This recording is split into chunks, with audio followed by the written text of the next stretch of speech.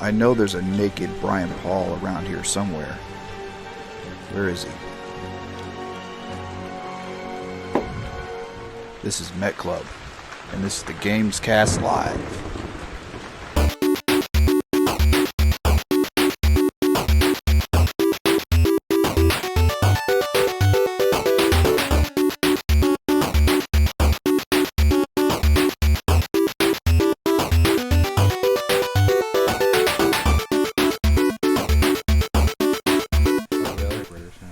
Yeah, we had typewriters. Hey! Hey! Hey. So, are we live? We're live. Is this thing on? We're live in person. Yep. And totally unprepared to do this today. That's okay. Yeah. So we're running a little Best way to do it. Yeah, I mean, much love to North Carolina, but Worcester is a shit show right now. Right? There's like little flooding everywhere. Just like not enough to shut down parts of the city, but enough to shut down streets. Yep. That's why I'm a little bit late. But I did see a gentleman walking down the road on my way here, right near your house, Brian. Yeah. Wearing pajama pants, green with some sort of a pattern on it. Umbrella, green umbrella as well. Good. Pajamas, but he was hacking. I mean, like puking. oh, fun. Oh. And it was either, I figured he must have just picked up, and it was like pretty strong. Yeah. You know, what do you call it? Dope Montega, heroin, smack. Smack's an old term. Smack. Either way, must have been pretty strong because he was yuking. Anyways, Yeah. It's been a good Dez's day mic so is way low. Dez's mic is way low. Well, Way low. I did turn it up as soon as you started Oh, talking. it's higher. All right, how about that? All right. Check 1, check 2. We are professionals. No, we aren't. Jeremy, give me a check 1, check 2. Check 1, check 2. It is a sausage fest here today, Lethal Weasel. Yes. It Very is, and true. It will be for the foreseeable future, Yes. Yeah. just the way Jeremy likes it. All right, so you guys were talking a little bit about Start on the Street. If anybody doesn't know, Start on the Street is a yearly event here in Worcester. Mm-hmm. My cello player and I played it a couple years ago. It was a lot of fun. But it's just like they shut down this entire section of the street, and people set up booths and do stuff. Yeah, so it's they claim it's Central Massachusetts' largest music and arts festival. Yeah. Actually, they had 4. Yeah, there we go. They had I think 4 different stages this year, including a youth stage. Utes. I saw that. Yeah. The Utes. Did They you were right in the did beginning. you see Color Killers? Were they the ones, one of the girls, it no. was like platinum hair with like a... No girls. These 4 It might have been 4 boys, like 9, 10, maybe 11 Maybe that's years old. why. Sausage It's Fest. hard to tell Like what they are. but they're doing at like 9. hardcore old school punk. I saw that. They're doing like Ramones, No What? Effects. Yeah, it was nuts. What are we Yeah. doing here? I know, they were great. That sounds awesome. They Yeah. threw a little Green Day in there too, which is fine. But I'm just like walking by, I was like, that really sounds like Bad Religion. If you're in a band and you're not and you're under 18 years old and you're not playing Green Day, you're doing something wrong. Yeah, that's true. That's Right. true. Does No, that- it's- Basket Case is like everybody's first song they learn how to no, play. what was it? It was no, it was one of the newer ones. Oh man, I can't. You're saying newer, but I guarantee it's like American Idiot or something. Yeah, it was. No, it Which is- wasn't. That's which is exactly what it was. 12 It was years American old. Idiot. Yeah, yeah. I'm old. Oh yeah, no. When American Idiot knew Green Day, Yeah. we're old. No, like 2 days ago, Gorillaz released their new video, and I Nice. went down this rat hole, like looking at the whole Gorillaz timeline. It's like it started 20 years ago. It's like, oh no. I know, right? Doesn't Oh, it still no. seem new? You're like, I know. wow, Gorillaz just Right. had that album And recently. they had a 7-year hiatus. Oh. But oh yeah, so you were asking about swords. Yeah, I Yeah. saw 2 different groups sorting at it. Yep. Yeah, so there was 2 groups there. There was the SCA, which is the Society for Creative Anachronism. Okay. Those guys like to basically they create a whole character, and they're very like historically accurate. Like I'm, Bob Smith from 1740s or They larp. like 16. Yeah, pretty much. But they're very much about being historically accurate. Like everything that they have to have, has to be Nice. detailed. I like that. There's also the historical fencers, which were folks who were associated with, with us. They're more interested in just like the physicality of like learning how to actually fight with swords like they did back then. Okay. And I do sport fencing, which is neither of those things. Okay. I'm more thinking like the Olympics. So that's why you weren't there. No, actually, I was there. I was doing magic though, but totally different group. Yep. Where? There is the First Baptist Church Worcester had a booth there, and I was helping out, basically just doing magic in front for folks. Church booths and churches don't let me. It's kind of like putting a negative, the north and the south poles of magnets together. It's What? like, what? They did actually. It was weird. There was like the nonprofit ghetto. They had like down the middle aisle is all like the craft people. Yes. Like all the people selling their stuff. They're actually I bumped into Michelle there. Hey, Michelle. And- I didn't Hi, even see Michelle. Michelle Oh, there. Mama Cat. Yep. And she actually got these earrings that had, those air plants? No, not air plants. Some kind of little succulent in them. So, like, she had living plants in her earrings. Fucking hippie. Fucking Yeah. hippie. Right? But, I mean, she got it there. So that's the kind of, the quality of a material you can get at Start on the Street. So, Yeah. It varies greatly, I noticed. It does, yeah. Me and the girls went, and we started, at the Elm Park side, Yep. and walked down towards, Pleasant Street?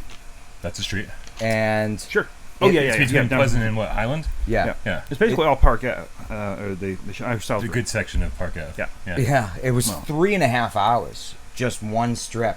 Oh, yeah. And then we hovered around a certain art area where they were like, Ah, blacksmithing and shit. Oh, cool. Very yeah, cool. we were in that area for a while, and then kind of rushed back because it closes at 5, and everybody was still around. But 5:30, we were still there, and everybody's starting to wrap it Yeah. up. But it was interesting, and I was looking out for you, see if you were there. I didn't think you'd be there because it's outside. And daylight. yeah. Not a fan. Yeah. No, I actually got a text like, I'd be there, but I'm sleeping. Oh, that was for me. Yeah, that was you. I do remember that. Yep. Yeah, I was Okay. I was sleeping. Yeah. The other thing is, like, if we want to actually demo fencing, we have to wear all that stuff. And historically, either Start on the Street is either rained out or it's like 90 degrees out. There's no in between. Yeah, that's what I've heard. Yeah, and it was pretty brutal yesterday. I've always been working on the day that's happened for all the years until Sunday. I couldn't believe it. I started 3 weeks in advance. Me and the girls are driving. I saw the thing. I'm like, every third Sunday, I'm like, I think we can go. And it was great. All right. Guys, we should probably get the ball rolling here. This isn't Yeah. the Worcester Hour? It's whatever. It's whatever. This is going to be a pretty laid back episode today. Doing this an hour early, I discovered something which I was not expecting. What's that? When you do something an hour earlier than usual, you have an hour less time to prepare. This is true. That is You true. problem. cannot create time out of nothing. No. Frank Rizzo. I was like, I'll just wake up an hour early. Frank Rizzo's jerky boys. Yeah, it's a jerky I boy. was like, I'll just wake up an hour early. That's not how I Buy work. this Yeah. fucking car, break your fucking head. Should I come and wake you up? Like, drop off my kids at the bus and on the door. Brian! That you're gonna drop off your kids here and be like, Brian, wake up. Yeah. Brian. Yeah, no, I think I'm just gonna have to get used to maybe prepping this like the night before or something. Unfortunately, the night before, I was really busy because there are so many new games coming to the PlayStation Store. It's ridiculous. Already there. Yeah. But before we dive into that, I guess we should take care of a little bit. Housekeeping? Okay. Housekeeping. I Housekeeping. brought some pledge, I guess. I mean, we need more than pledge. Okay. I need like a bucket of sanitizer. Like, just dump the whole thing. I got that. Yeah. Just We get need many pressure layers washer. to get to before disinfecting yeah, like a starts. proton pack Proton full of pack. bleach Take through care my of it. kitchen. Housekeeping. Make sure you head on over to our community on the PlayStation 4. Housekeeping. It is, man, you were so late on that. We already did it. Over on the PlayStation 4, the PSVR Without Parole Game Cats. I should add a meow to the end of that just to make it the longest fucking community name on the face of the planet. So head on over there. Dr. Doom is a moderator over there. Doom. Host and proprietor of Wait, didn't he BBD change his Games. name? He's to us he's still Doom. Okay. Yeah. Okay. But he is the host and proprietor of BDD Games. Yes. I always want to say BBD. DVDs. But BDD Games. Also, Jade Ow works for us over there, as does JD Max 1210, Lot of as J's. does Metcat, who did the intro again this week because I didn't put a new one together. If you No, want to introduce, it's because we liked it so much we wanted to see it 2 weeks in a Yeah. row. we did, Leftovers. and we're still wondering if there's a naked Brian Paul. If anybody wants to introduce next week's show, I don't know if I don't have any intros or if I just was too lazy to put one together. Okay. But send your short, sweet, seductive, sexy, if of age, introduction to withoutpearl@gmail.com, and we'll absolutely let you introduce next week's show. Yeah. Jeremy, please keep us in mind if anything cool's happening in the chat. Yeah. Let me know if Reggie from Strange Game Studio stops in. It is a little surprise for everyone today. Oh. The beta for Honor and Duty D-Day Yes. edition. It's like Honor and Duty 2. It's 16v16 multiplayer online. There is host migration. There is squads. There's everything you wanted in Firewall except realistic graphics. And even better, the one thing you really wanted in Firewall but didn't get was voiceovers by me. Woohoo! So surprise, I'm the voice of that annoying guy in Honor and Duty D-Day edition. So I apologize to everyone who hates my voice. Good luck playing the game. I won't play that game. Also, shout out to Reggie. Reggie gave me a chance. He was like, dude, you want to do voiceovers? I was like, I want to do voiceovers. Awesome. And I was like, but also be patient because I've never done voiceovers. Will you do the lines that you did in the game? Oh, in the game. Let's hear what you said. I don't want to ruin it for anyone. Spoil it, It's yeah. spoilers. Surprise. You're like, get that suit on. Get that suit on. Get that suit on. So I'm kind of the announcer. So like when the easy guys roll in, they're like, oh, these aren't the best guys. Go take them out, whatever. And then like the more intense guys come in. And I was like, okay, here comes the real challenge, that kind of stuff. And, and I didn't know, like he was like, well, you want to be militant, but like you don't want to be like a drill sergeant. And I was like, I don't know what a militant person or a drill sergeant sounds like. I don't know where the in between is. I was like, I'm just gonna say it like me, and then let me see how that goes. And he was like, that's not good. He's like, stop being you. Okay. And we went back and forth for quite a while. So hopefully it's good. Polish Paul sent me a DM last night saying he loved it. But Polish Paul is just kind of a nice guy. So that's our little surprise of the week. I didn't get paid for this, so please, when I review this game, don't worry. I'm not. I have no bias. I might actually make fun of the voiceovers. So you were saying like there's a ton of games coming out this week, and actually, that's a good point. I just want to point out, like everyone said, 6 months ago, PSVR is dead. It's losing, but like every week, it sounds like there's more and more stuff coming out. This is far from a dead platform. It seems. No, it's still going. Yeah. It's just starting. And even better, we finally get the announcement of the. I don't know what the actual date is. I gotta bring it up. But we got the announcement of crap. I don't know when it is. I love that game. November 3rd, I want to say, is when we're getting Tetris Effect. Oh right. Oh yeah. Tetris Effect is. What do you mean? I don't. I know you're like supercharged about it. I do like my puzzle games. It's got a good background. I don't know. I'm gonna have to keep an open mind. I just want to listen to the music. Yeah. And Tetsuya Mizuguchi, man, he's like the man. Right, and one of the first formal studies of the phenomenon was at Harvard Medical School. I'm not as much of a drinking the Res Kool-Aid as some folks. So. But did you like Tetris? I do like Tetris. Do you like VR? I do like VR. I mean, so how can Tetris and VR be bad? Right? It's like peanut butter. Being and that chocolate. I've spent the last week playing a physics-based game where moving stuff around make me want to throw things, it could go very badly. It could go pretty bad. Yeah. What I love about this trailer so much is that the music is incredible, and it takes like 2 solid minutes to see any actual Tetris happening. Yeah. Right? They tease it, and then they're like, oh, and by the way, it's Tetris. And I'm like. And I can see why people would be let down. They're like, Tetsuya Mizuguchi, like, holy crap, Res 2 or something. And then it's like, oh, Tetris in VR. And it just looks like Tetris, but in VR. Right. I'm like, that's what I'm real curious about, because it does look like just like that standard thing against the background. Are those blocks in 3D? Like, if you move your head, does it go with you? Like, what is happening with this little thing in the background? Tetris is like fungus. It's like, what else can it grow on? You know what I mean? It's everything, everywhere. I know there was in PC days there was a version of Tetris like 3D Tris, I think it was called, and you were looking down at like a cube and you had 3-dimensional pieces that you had to rotate and drop into the 3D, box. What'd you say it was I called? think it was 3D Tris. I think 3D Tris, yeah. 3D So I mean, Tris. if you did something like that in VR, okay, sure. But November 9th, by the way, I had to look it up. I was like, here's announcing breaking news, and I don't have any of the information. But this trailer, unless you saw the word Tetris, this is Res 2, right? This looks like the trailer for, It actually, more than Res 2, it actually reminds me of Luminous. More than Luminous, that. yeah. Because Luminous had all these crazy backgrounds going on during music, and it's not until now you start seeing these blocks where you're like, oh, this is Luminous. and then it's starting to very, very slowly see the Tetris blocks, like, oh. Yeah. Oh, and I was one of the people, like, at the very first, when they first announced this, I was like, oh, I'm kind of let down. Yeah. Right. But then I was like, oh, who the fuck doesn't like Tetris? And the number of people that have kind of like, I don't want to say come out of the closet, but the number of people who have been like, holy crap, I can't wait for this game. It's almost, and I know there's going to be people in the chat that are not going to agree with me. Yeah. It's almost to the level of Beat Saber. Oh, yeah. What? The number of people who are excited for Tetris Effect, people asking me all the time, when is Tetris Effect coming? When is Tetris Effect coming? It's like every single day I get one comment that says, when's Tetris Effect coming? And one comment that says, when's Beat Saber coming? I'm like, I want to know when Beat Saber's coming. Yeah. I mean, 2018. Okay. Well, I mean, we're in September. Yeah. There are only 3 months left. Right. That window is rapidly closing. Yes. So, and that information also could be inaccurate. The developers, within the last month, have said, definitely 2018. Okay. So their entire team is working on Beat Saber, PSVR. So. And when was Duke Nukem 3D coming out? 2018. And StarCraft Ghost. Oh, right. Yeah. Still take that one personally. And Half-Life on Dreamcast. I have that. I told you I'll let you borrow it anytime you want. Yeah, I gotta rebuy it. That's the one console. No, I kept the Dreamcast. I just don't know where it is. I rarely got rid of any console. Yeah.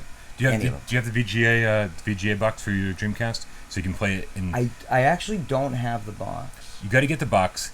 It looks awesome on an HD TV. Really? Mm-hmm. Interesting. Yeah, it kind of looks like.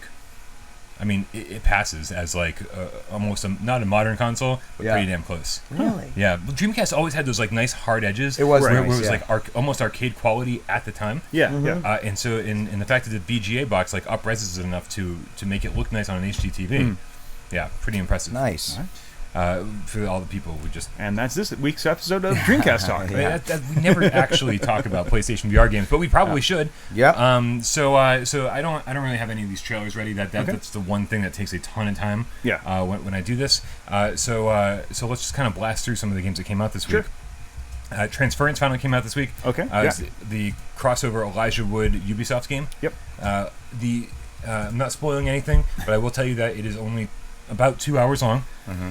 Which is kind of what I was expecting, actually. Okay. Yeah. I mean, when you're playing it, you don't expect that. Really? Because it's like, I mean, you hit the ground running. Yeah. You know, you start off, you're like outside of this apartment building. Mm-hmm. Once you get inside, there's like your first jump scare within moments, and man, I know Dave Station said the same thing. I was actually, when I watched his review, I was like, oh, did we discuss this ahead of time? Because it actually sounded like we had the same exact review. Really? Okay. Yeah. The sound design in Transference, you can tell that these people worked on movies. You can tell that these people like know what they're doing. They're very, very professional. Everything sounds just AAA. And did you guys play the Walter Test Case demo? Oh yeah. I did not. It looked okay. But it was very reliant on heavy lighting. Like there were all these like heavy purples and reds and greens and blues. Yeah. And it was kind of like a low res, like just kind of fuzz. And so when I stepped into the actual game, I was like, oh no, this game has nothing to do with that demo from a technical standpoint. Like This is like photorealism. This is like and like I said, the sound design is just incredible. Yeah. And so like 2 hours in, you're like at an all-time high. You're like, this is the craziest, best thing I've ever played. And then you have an inkling. You're like, but is that it? And then the credits roll, and you're like, no. Yeah. And so it is like literally 2 of the best hours you'll ever play on PlayStation VR. And then it's over. Right. Well, that's what I was thinking. Just from the studio, it was coming from the fact that you had big name Hollywood talent attached to it. Yep. I'm thinking, you know what? They got Elijah Wood. He's on board with this. He's not going to spend 10 hours in a booth recording. Actually, no. If you're doing a 10-hour game, it's probably 100 hours. It's also his company, SpectraVision. Yeah, but still, his time is really worth a lot. Oh, I'm sure. His time, talking or being in front of camera, is worth a lot more than, yes, this is my company and I want to support it, but am I going to spend?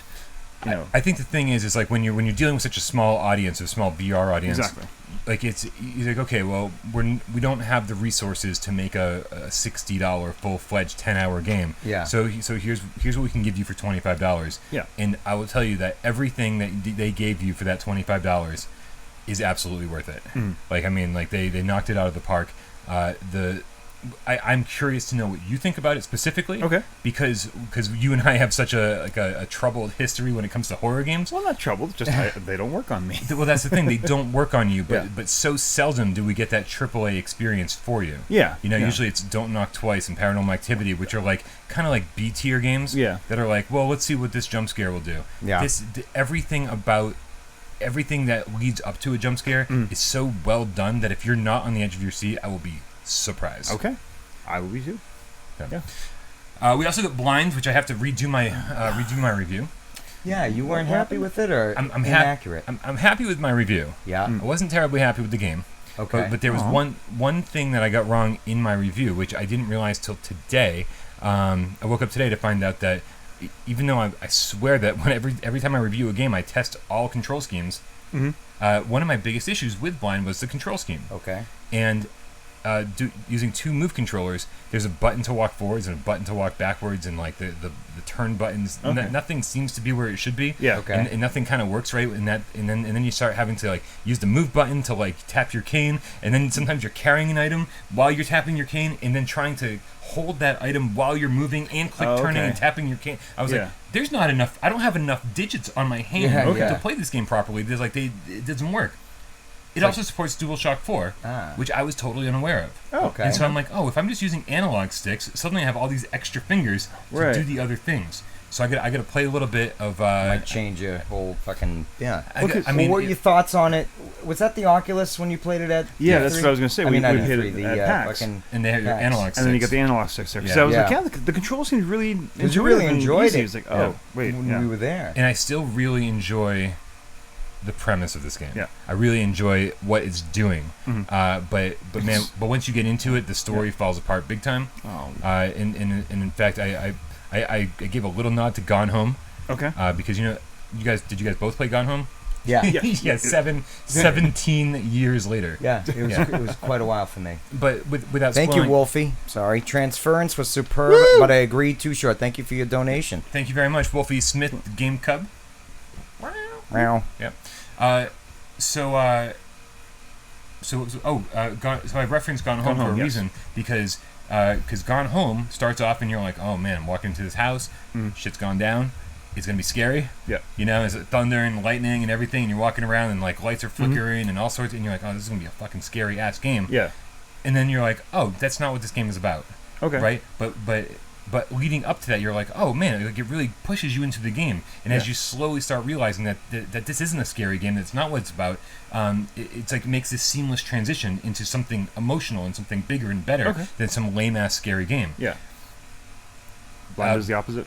Blind is like, hey, here you go, here's your scary game. Yeah. And within seconds, it's like, oh no, it's not. And by the way, this is, and I'm like, oh, why did you tell me so early? Why did, like I said, they gave up the ghost, and because they did. They're like, give me some time to be scared. Give me some time to enjoy the surroundings, and then tell me what it's really about. I wonder if that's why they stopped us. Remember, because when we played, when we were at PAX, they were like, okay, go up to, no, stop there. Yeah, I don't. Was it like around that time when the shift happened? No, I mean, this is very inside baseball. Yeah, it took me about 5 hours to beat this. Dave Station was saying closer to 3 or 5. I was like, it took me 5. All right. Right. So I want to say within the end of the first hour, I was already like, I'm not interested in this story at all. Wow. Okay. Yeah, and it actually gets worse and worse and worse. Better or worse than Stifled? You know how I feel about Stifled. Yeah. I think I thought the story in Stifled was okay. It was decent, and actually it has a pretty amazing ending. It's got 2 different endings, and one of them is fantastic. Yeah. There is no good ending in Blind. Is Blind it's just so... I mean, so you're saying the story gives away all the gameplay, it doesn't make you even want to continue forward? Yeah, for the most part. And they gave it away right away of what really is going on? Yeah. You're like, I really don't want to give it away to anybody. But is it so lame and basic that if they didn't give it away, you would have figured it out anyways, or no? I mean, it's just so opaque, man. It's like they don't really try to. They don't slowly reveal the mystery. Okay. It's so the message is so heavy-handed. Like I said, by the end of that first hour, you've already seen a couple of different little cutscenes that are happening. Yeah. And you're like, oh man, I know where they're going with this. All right. And they don't ever take advantage of like sometimes when you're watching a movie, you're like, I know where this is going. Right. Yeah. But they know that you think you know where it's going, and they mess with that. Yeah. Nope. You know where this is going, and that's where it's going, so and nothing changes for 5 hours. And when it does change at the end, it's like it feels totally tacked on. So it's not like a Kaiser Sose, Tyler Durden type of twist at all. I would kill for a Tyler Durden Kaiser Sose twist. So when my wife and I were dating, she worked at Showcase North. Yep. And one of the perks was, at least back then, like if you had friends and family, there's a book you could sign in and go and watch movies for free. It was like 4 or 5 a week, wasn't it? Something crazy. So I would go in to pick her up like 2 hours early and go watch a movie. So that's where I saw Fight Club, which is like Fight Club. Fight Club. They fought back then. Yeah. Fight Club. Prequel. It's not relevant anymore. And she walked in. She got off shift early. What's going on? Oh, right at the end, like right at the revelation. It's like, why is this such a big deal? Like, okay, well, we're never watching this movie. So bad. I love everything about Fight Club is perfect. Yeah, no, it's great. amazing. But like, if you couldn't have timed a better place for her to walk in and get it ruined. Yeah. Like, That's right. the thing happens, and then like there's the exposition. She walked in as the thing happens, and there's the exposition. Oh, okay. Wow. Well, It's insane. Jeez. We won't say what happens at the end of I know, just in case, Club. just in case there's Some one people person in the audience who haven't watched it. Thanks for stopping me, Des. Although I usually apparently- give away everything. Yeah. How great is this, or terrifying is this?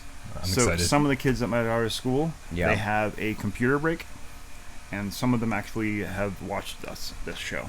Oh no. Yes, that's cool. Now we're that's horrible. shifted to 12 o'clock now, so maybe they can't see it anymore Yeah, because maybe they they're won't. at I hope lunch so. now.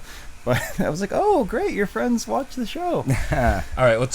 So here, I'm on the PlayStation Store right now. Yes, Holy fuckballs! this is crazy. All right, so Neon Wall is out. Yes. Although Neon Wall came out like a day or two ago. Right. That's interesting. In European territories, Yeah. and actually, you know what? While we're talking about Neon Wall, Yeah. that's just why not? It's like one of the very few trailers I actually have All right, queued up cool. here from last week because it didn't come out last week when it was supposed Do to. they have to be overly sensitive with the word wall when they reference anything Europe? So they gotta be like neon wall, not Berlin or anything like that. Your mind goes to the strangest places. I think they're pretty happy about the wall being gone now. Oh, they would. Yeah. Yeah. What do you think about a Neon Wall? I mean, I like it's very simplistic but very bright, kind of 80s graphics. It's throwing me back to what we thought VR was going to be Yeah, I know, back in the really, 90s. Yeah. And so like that's the thing for me in puzzle games. Well, it reminds me of Tron. Right. Yeah. It's definitely trying to get that. Supertron. Supertron, like Super Nintendo Tron. Yes, like Super Metroid. Tron 64. Like Jumbotron. Jumbotron. Yeah, it's got to be the gameplay. Like, you don't get a lot of information from this trailer. Like, I mean, are you just guiding that? Do you have control over its speed? No, you're not. As I said, said on PSVR this week, you don't touch the ball. Right. You just guide the ball. Yeah. So yeah, you're just messing with the things around it to make it do the right thing. From what I've heard, you don't want to use the DualShock 4. You want to use the Move controllers. Right. And that's all I really know. I heard that by the time you get to level 10, it starts getting real difficult. Okay. So yeah, what is that with puzzle games? Like, okay, the first 5 levels you get the idea, then all of a sudden, bang, Yeah. you're just gonna smash you, and that's it. I mean, you're dumb. isn't that kind of the point of puzzle games? Is to like challenge people? Like a slow Spoilers. increment. Don't play Torn. It's a slow increment in the difficulties. Like, okay, we're going to introduce the concepts. Yeah. We're going to introduce how we can change the concept. Yeah. We're going to throw some out of left field things, fine. And then kind of progress like that. But we're going to teach you how to do this, and then Yeah. we're going to make you feel stupid. Right? It's like the one guy's like, why don't you make the tutorials, Ben? Why don't you go do that? Exactly right. And then like Jacob is like the fucking puzzle master, so he takes on the after areas, and he's just like, Yeah. So here's a surprise. Blind there's a 20% launch day savings, or maybe a launch week. Okay. Yeah, launch week. So until the 25th, Blind is only $20 instead of $25. Okay. I'm like, I'm not, like I said, I'm not saying it's a bad game. Mhm. I'm saying that it doesn't really come together. And $20 is certainly more attractive than $25. I was it looked good. It looked cool. I liked did the look good. aesthetic. Yeah. But and that's what's important. It's just how things look, really. So I mean, yeah, if you're a total graphics whore like the rest of us, Yeah. Then it's totally fine. But so let's check. I want to see the rest of this stuff here. I know it's a game and all, but Blind, it definitely looks like from the gameplay I've seen, like the tapping you do certainly, reverberates around. Yeah, So it reveals cool effect. way too much. I feel like it should have revealed less. Like I noticed on the trailer that one tap you see every fucking pipe behind this huge wall, But- and I get it. yeah. Well, okay. I will say while you're in it though, it kind of like it disappears so quickly too. Oh, that it's just okay. like, you see that and then it's gone, and I it's see. like, okay, and then you have to like get your bearings again. Trailer looked like it just stuck. Two things. Yeah. The trailer that you're talking about the pipes behind the walls. Yes. That's a puzzle, right? Yeah. So at a certain point, one of the puzzles is you're trying to get all the water flowing from the pump over here just to a fountain over in the middle of the garden. Okay. And so the reason those pipes are all lit up is because you can hear them all. Oh, you can because hear the there's water. water rushing through it, and so that's why it's not going away. I As see. you start turning different valves and stuff like that, then they do Certain disappear areas. because they're no longer rushing through those pipes. Okay. Now, so it does actually make sense. The thing, but as you said, the second thing is that things disappear very quickly. Yeah. So when you're walking around this mansion, you're like tapping, walking, tapping, walking, Yeah. tapping, walking. You're like, why the fuck do I have to keep? Why aren't my feet stepping doing the same job. Yeah. Right? Yeah. Like, you can hear your feet. You're walking pretty heavy. Thump, thump, thump, thump, thump. I'm like, but that's not really doing much. Right? Every other game, every footstep I do, some creature's going to come running towards me. Maybe I'm going to give them the benefit of the doubt, because the people who actually use canes and people who use sound navigation tools, because there's like little clickers and beepers, those are all relatively high-pitched sounds. Yeah. So there's maybe something about that actually you need that sharp, high-pitched sound. Well, so then my question is, the people who use canes, I always thought they were using canes to make sure they didn't run into anything, like back and forth, back and forth. There's that too, yeah. So, but they are actually tapping to hear things. And sometimes, yeah. There was a kid a couple of years ago. There's a bunch of like documentaries about him. He had basically kind of learned how to echolocate. Like he could make these clicking sounds with his mouth and figure out where stuff was in his environment, to the point where he could actually like ride a bike. It sounds familiar. What? Yeah, no, it's honest to goodness. And then like there was some limits. Like they did some tests. They put up like PVC pipes in front of him. They tried to see if he could count how many there were, and he was okay with that. But just basically like navigating around spaces, he would just be walking around like making this clicking sound and just kind of bobbing his head back and forth, I guess, to get like the stereo. Bat. Pretty close to it, yeah. That's pretty so sick, huh? I'll give him a benefit of doubt on that one. Maybe it's I'm just as far as maybe it was just too complicated to have every sound make echoes. As far as gameplay is concerned, it's what I loved about the PAX East demo was that I was like, this feels good, man. It feels good to have this cane in my hand and just be able to tap anywhere. Because Stifled, you're constantly walking around looking for a rock, throwing the rock. Right. Oh, here's another pile of rocks. Pick up a rock, throw the rock. Or like I was like shepherding rocks, like find a pile of rocks and throw them ahead of me, so I know I have enough rocks. And like it makes so much sense. How come in Stifled you didn't pick up a tree branch at some point and just start using that? So this makes sense, and it felt good to just at your disposal at any second. You just push the move button, and there you go. And it works so well for the first, like, I don't know, half hour. And then you're like, God damn, I'm sick of hitting everything with this cane. Yeah. I was like, I'm not trying to say you should make being blind fun. Yeah. But it's a game. You should probably make being blind fun. Yeah. A little bit, yeah. Right? I don't know. I have such mixed feelings about the game that, like, even in my review, I was like, here's everything that I hate about it. And I listed off, like, 5 things. I was like, the voice acting's bad, the story's garbage, like, the controls really suck, and blah, blah, blah, this and that, whatever. Yeah. And at the end, I was like, but I still kind of liked it. Yeah. It wasn't the worst thing ever, and at least half of it, I kind of had fun with. Yeah, that's a little disappointing. I think that was one of the, after Pixel Ripped, I think that was one of the biggest ones I was looking forward to. I was even curious of that one myself. I was this close. My question to you is, what are your expectations for Unearthing Mars 2? I don't know. If you like just say the name Unearthing Mars 2, I'm leaving the room because I don't want to talk about this. But then this trailer came out, which says it looks kind of like, one thing we said on our show about it, the one enjoyable part of the game was that one combat scene, the very last scene, which came out of nowhere. Had nothing to do with anything really. I guess whatever, but didn't play like anything else in the game, and it was great. It was the most fun I had playing that game. Great is pushing it, but compared to everything else, after however much time you spent in the game, believe me, anything was great. And then look at it. It looks so fast paced and like tense and solid. I don't know. They just either the trailers pieced together really well. Right. The graphics, the graphic quality is massively different. Of course, this is social screen or whatever. So who knows? But even the animation on the NPCs looks better. I do love, however, that everything about this looks fantastic. Everything, bam, bam, bam, crazy, one after another. Nailing it. And then you hear the voice acting, and you're like, "Oh my god, it's just as bad as the first game." They didn't get new voice actors. They didn't try to improve That'll be on part 3. Maybe, but this, but who is it? Upload VR. Okay. Upload VR seems to be the only people that got this game early. Okay. And so they had a review out 5 days ago. Yeah. 5 out of 10. Wow. So what this game? My issue with the trailer was that you can see here, or you're about to see here, they shoot, and then kind of like teleporting to different areas. Yes. And that is exactly what you're doing throughout the entire game. It's all teleportation. It's all teleportation. It's fine, right? I have no problem with teleportation when it's done well. Yeah. This reminds me of that thing we were watching in Rec Room. Exactly like that. The game that somebody made in Rec Room. That's crazy. Yeah, so it's... I don't know, like you can have I guess we can call it walking simulator.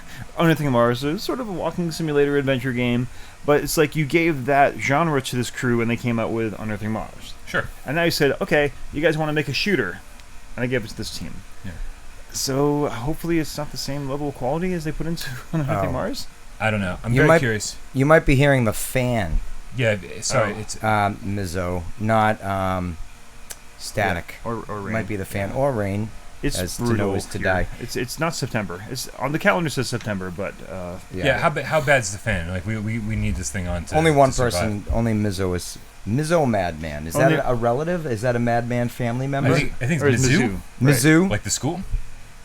Mizzou. Yeah. So can they properly though call it unearthing Mars?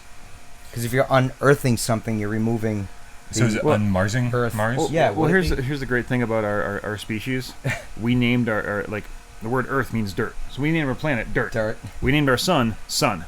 Like when we come into an alien species and they meet us for the first time, like, oh, what's your planet called? Earth. Yeah. Oh. Yeah. And they're gonna check their translator. No. Okay. No Earth. And your primary star there, your sun. What do you call it? Sun. Okay. It was Neil. What is it? I always get his the middle name, Neil deGrasse Tyson. Or Neil deGrasse Tyson. No, I always get those two flipped in the middle. He said something I thought was funny and interesting. Is that we're a highly intelligent species because we labeled ourselves that. Yeah, pretty much. You know. Yep. So, anyways, Unearthing Mars 2. I just want to see. I know we have one more thing I want to watch here. And I may actually have this prepared. Okay. I see what you're highlighting there, and I'm. No. Okay. I couldn't remember the name don't of it. show them a picture of my penis. Here it is. Better than the picture. It's a lot of highlighting. All right, and then a lot of highlighting.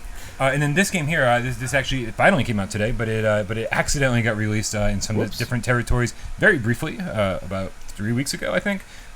This is Downward Spiral Horror Station. Let's check this trailer out real quick. Joe says we can leave the fan on because we don't need to be stinking up the room. Joe Monahan? Yeah. Well, the good news is we don't have smell-o-vision installed yet, so you folks are safe. No. I don't think we're ever installing smell-o-vision. So, they couldn't see that. That's right. Yeah, sorry.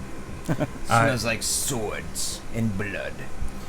So I actually picked this up when it accidentally got released. Okay. And I have yet to play it, but I've watched some people do some Let's Plays, and this. We have guns. We have 0G. Yeah, it's all kind of I want to say Dead Spacey, where like the different utilities around the space station are now suddenly being used for weapons. Okay.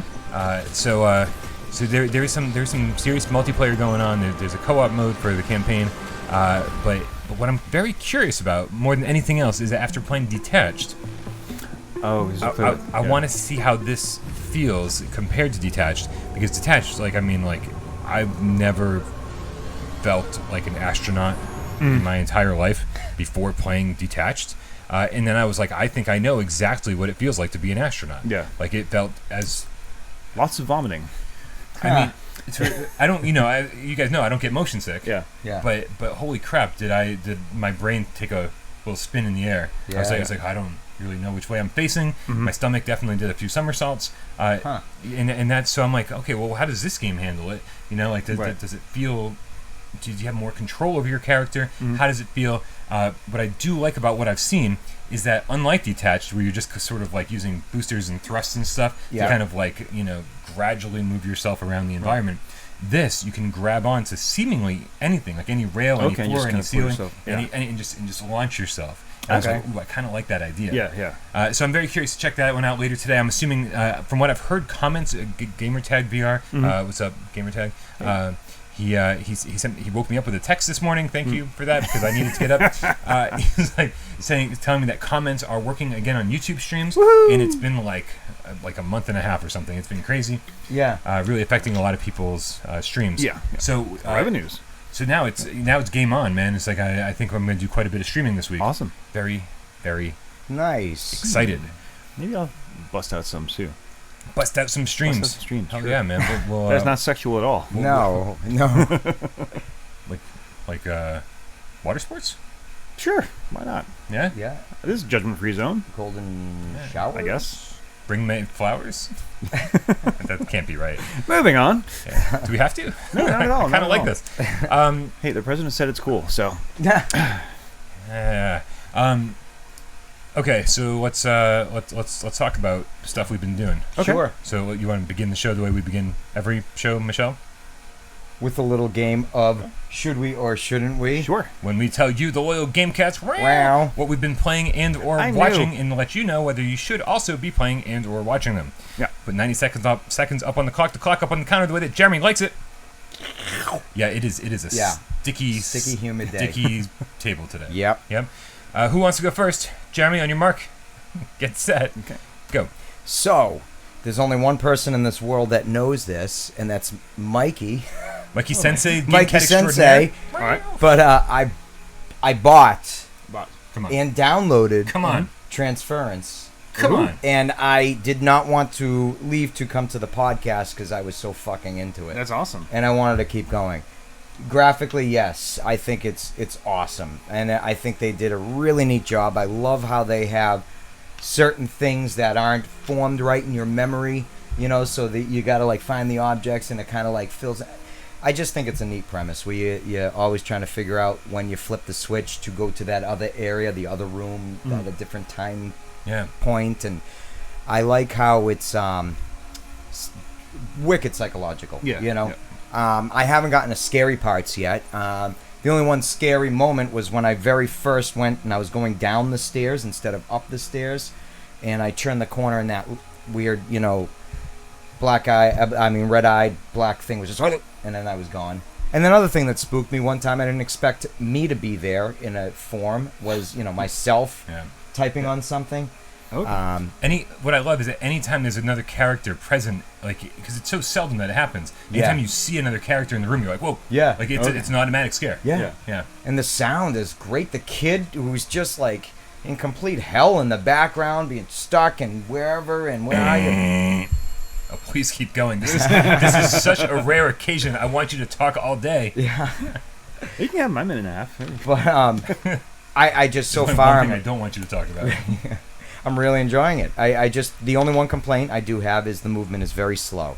It's like you're moving in like knee-high deep water. And I just feel like it's not at a natural pace. Yep. It's a little bit faster, okay. But I had a thought about it, and now I lost it. In my review, I said it's not the worst thing ever, because you're not like running a marathon or anything, and you don't have to go too far in this game. But what I hate is that you're walking and you're like going at a normal pace, and then you're like, what's that? And then like everything slows down. Like you can't even look around while you're walking without slowing down your walking speed. Yeah. I'm like, I don't know if that was like a concession they had to make with Sony to be like the whole motion sickness sounds like it might be. certification issue. Yeah. But God, I was like, just give us back control. I didn't know this was to take place in Boston. I mean, everything around was Boston. Boston, the newspapers and everything. You know what I love is right in the beginning of the game, how it's like they are able to take human consciousness and transfer it like 100%. But he can't digitally record at high quality. You know what I mean? Yeah. That they didn't get down. It's still fucking not even, what was it before VHS? Beta. Max. It's like Beta Max quality. JD Max. Yeah. JD Max extraordinary. Now you're going to start a fight with people saying that Beta was better than VHS. Right. I mean, technically, it was. Yeah. But yeah, that's not the point. No. VHS had porn. So I mean, it's what wins. Like Laserdisc didn't win. No, Laserdisc should have won. Laserdisc totally did not win. It was probably I want 14-inch. Right. Vince TV, remember that? Digital record. That I had to take out and flip over. Yeah, right in the middle, no warning, just a screen, and the movie went black, and then it was like, oh, I gotta flip the movie. Although I do have some friends who run a secondhand and vintage store in the Cambridge area, and they do a pretty brisk business with laser discs. Oh, those are super collectible. Yeah, because no one bought them. Right. My dad did. Yeah, no. We had the Deer Hunter, we had Ghostbusters, we had Bridge Too Far, we had the Karate Kid, we had. This, by the way, makes it 118 out of 118 episodes we've referenced Ghostbusters. Oh, really? We've never not referenced Ghostbusters in an episode. It's classic, except the new one. Fuck that one. That doesn't exist in my life. No. Disgrace. We love you, Anthony. Polish Paul, thank you for your donation. What? Polish Paul's got his own channel to run. Seriously. Yeah. What did he say? Did he say anything? Nothing needed. He just gave us money. Gave Thank some you. money. Thank He you, must sir. have dropped it. Very much actually. appreciated. Yeah. Like, well, let's go give it back to him. Here's the next tree. How to delete donations. Yeah. Right. Accidentally How to pushed take the button. it back. He's like, I was just kidding, man. I was kidding. Lost in translation. How were the colors? my The God. colors were very The nice. colors are so nice. And Yeah. dude, and when you go back and you play the Walter Test Case demo, it's like night and day. And it's not dark like that one was. No. You know, where it was difficult to see. Everything was real shadowy, and like he's like, this is crystal clear. It's very simple too. You pick up an object, you have it with you until you put it down, and it always ends up back where you found it, Yeah. which can be a curse as well. Yeah. Because I don't know why. I feel like those goddamn pliers that are in that kitchen drawer have something to do with something. Seriously, And I keep carried going those back to- around forever. Yeah. You know how many times I've gone back? I need one more letter on that kid's door too. I need the A. You need one more? Yeah. Oh, it's funny. I found the last 3 all at the same time. I found the first 3 at the, oh, you must have put Oh, the A we at the did this beginning. backwards. Yeah, Okay. Yeah. Yeah. Oh, Polish Parole again. What? Shit, I forgot to say Vroom Kaboom is Game of the Year. And he donated again. Thank you again. So, breaking news: Vroom Kaboom got an update. Yeah. There's now a first-person mode, like a driver's seat mode. Yeah. Breaking news: Polish Paul is rolling in the dough. Breaking news. Yeah, Seriously. right. Well, can we just take a second here? Yeah. Because I don't think we mentioned this. Actually, I think it happened since last week. Congratulations to Polish Paul and Mrs. Polish Paul. Just got married. Oh, wow. And Congratulations. And I gotta say, Congratulations. I gotta say, Polish Paul's an ugly motherfucker, and he landed a fucking bombshell. This girl is beautiful. I'm Polish, Yeah. not 100%. I'm a mix of a couple things, 5 things. And I gotta say, a lot of Polish dudes at 100, they're not attractive, but they're always with very gorgeous Polish women. Is she Polish as well? I mean, I have no idea. But yeah, I know nothing about Mrs. Polish Paul, including her name. it's the quality. And you know what? Just for his own safety and sanity, that's probably a good thing. Yeah. I would keep that. He's Yeah. really good at galumki making. Is that food? It's Yes, Polish. food, yes, You're- yeah. Or stuffed cabbage. Yep. So congratulations, And like tomatoes? Paul and Mrs. Paul. Congratulations. I don't know. Mrs. Paul, That sounds. No, Mrs. that's not Paul's what? Not butter. Mrs. Paul's chicken. Mrs. Paul's Chicken Brian. pot pie. Yeah. Frozen. right. Yeah. Brian And Paul's Marie wife. Callender is her neighbor. This got real confusing real fast. That's what I'm Listen, saying. I just want to say congratulations. Yes. Moving on. All right. Well, Vroom kaboom. well done, sir. And Polish Paul's a good-looking dude. I'm just giving him a hard time. I think he knows that. Vroom Kaboom has, but despite Polish Paul's love for it, is not a fun game, and it is. But it does now have a first-person mode addressing one of my many concerns with it. It didn't have a first-person mode? It didn't have a first-person That's a good mode. way to solve that problem. Yeah. It's a VR game Yeah. that the entire time you're like, why am I playing this in VR? Yeah. Right? Like, very seldom do I say that. Usually I'm like, VR makes everything better. Yeah. But holy crap, the game is definitely better outside of VR. Wow. For multiple reasons. Yeah. And now if they just give you direct control of your car instead of having to use the move controllers and point to different lanes that you want to switch to, Okay. then we can start talking Rat Loop Games Canada. Rat Loop Games. You know, I don't know a lot about a lot, but the one thing I've learned from doing this channel for the last fucking 3 years is I know every developer that made every game ever. That's all I seriously, really know. you're amazing. Like, even when we were doing like the pre-VR show, you just rattle off, oh yeah, that game was made by so and so, and who's I don't know if you've noticed what I've like surrounded That's myself true. with my entire It's like- life. This is all I've got going on.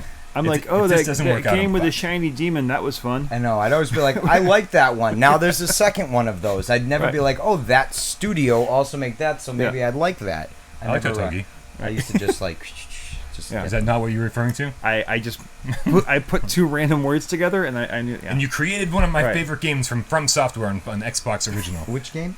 Otogi. Which was created by someone whose summer interned. Otogi. Oh, yeah.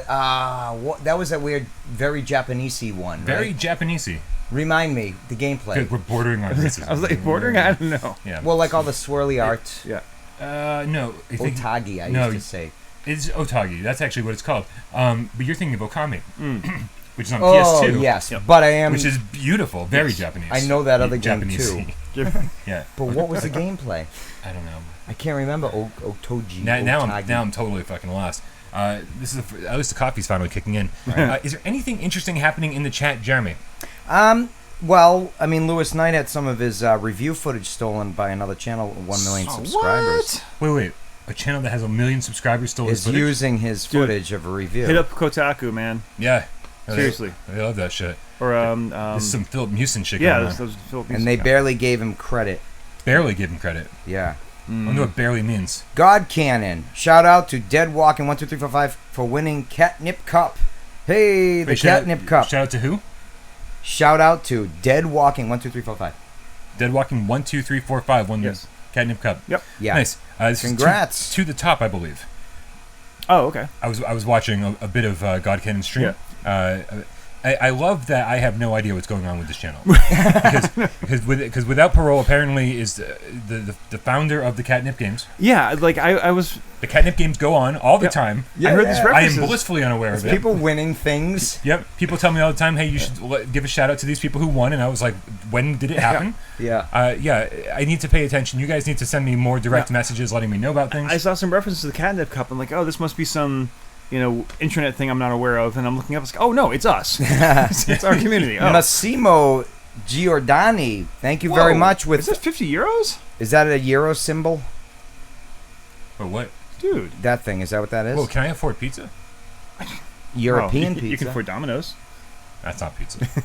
I don't know what that is, but that is not pizza. Yeah, so it's fun. Okay, so I have two totally not related to PlayStation. Oh, thank you very much for the generous donation. Yeah, that's crazy awesome. What's his name? Massimo Giordani. What's up, dude? Thank Massimo you so much. Giordani. Is that Italian? I don't know, but slightly. Do the colors refer to the amount of money donated? I don't know. Because I've never seen that color before. I don't know if it's regions or amounts. Or we are professional type YouTubers. Of currency. No, that is the only red donation I've ever seen, or magenta. Maybe you get. Is there an option? Like you can choose what color? I don't know. Have we seen I've that only been symbol? on the receiving end of this. Oh, you're the catcher. I You're the catcher of all of this, huh? What currency symbol looks like a silent generally raider? not my position in life, but in this case, I will absolutely accept the catcher position. Jesus fucking. I heard about the exploding gas pipes. Oh yeah. Oh, that's about about half hour, 45 minutes from us. Yeah, we're not in any danger, but that was scary for a lot of shit people. blows up over here differently, and you smell gas for other reasons. No, actually, I was talking to a friend. She just got a new job. She's like, I have like this, beginning interview with someone. He said, okay, well, I'll talk to you later, and it got in conversation that he's from Andover. She's like, yeah, I'm not sure if he's going to be getting back to me anytime soon. Well, yeah. For those of you who don't know, the cities of Lawrence and Andover, two moderately sized towns in Massachusetts, they had a big problem with their gas lines, and about, I think, 35 homes exploded. Yeah. And there were like 70 different calls. Thankfully, very few. I mean, one guy did die, unfortunately, but actually surprisingly few injuries for something so pretty horrific. massive. Yeah.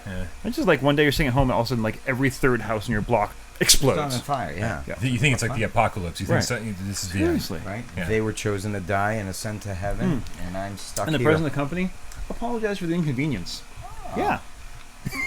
Sorry to inconvenience you for your relative's death. Right? Oh, they're going I feel down. like every oil tanker and gas company and nuclear plant, they should have on file a current apology letter. Seriously, someone should get that, just in case.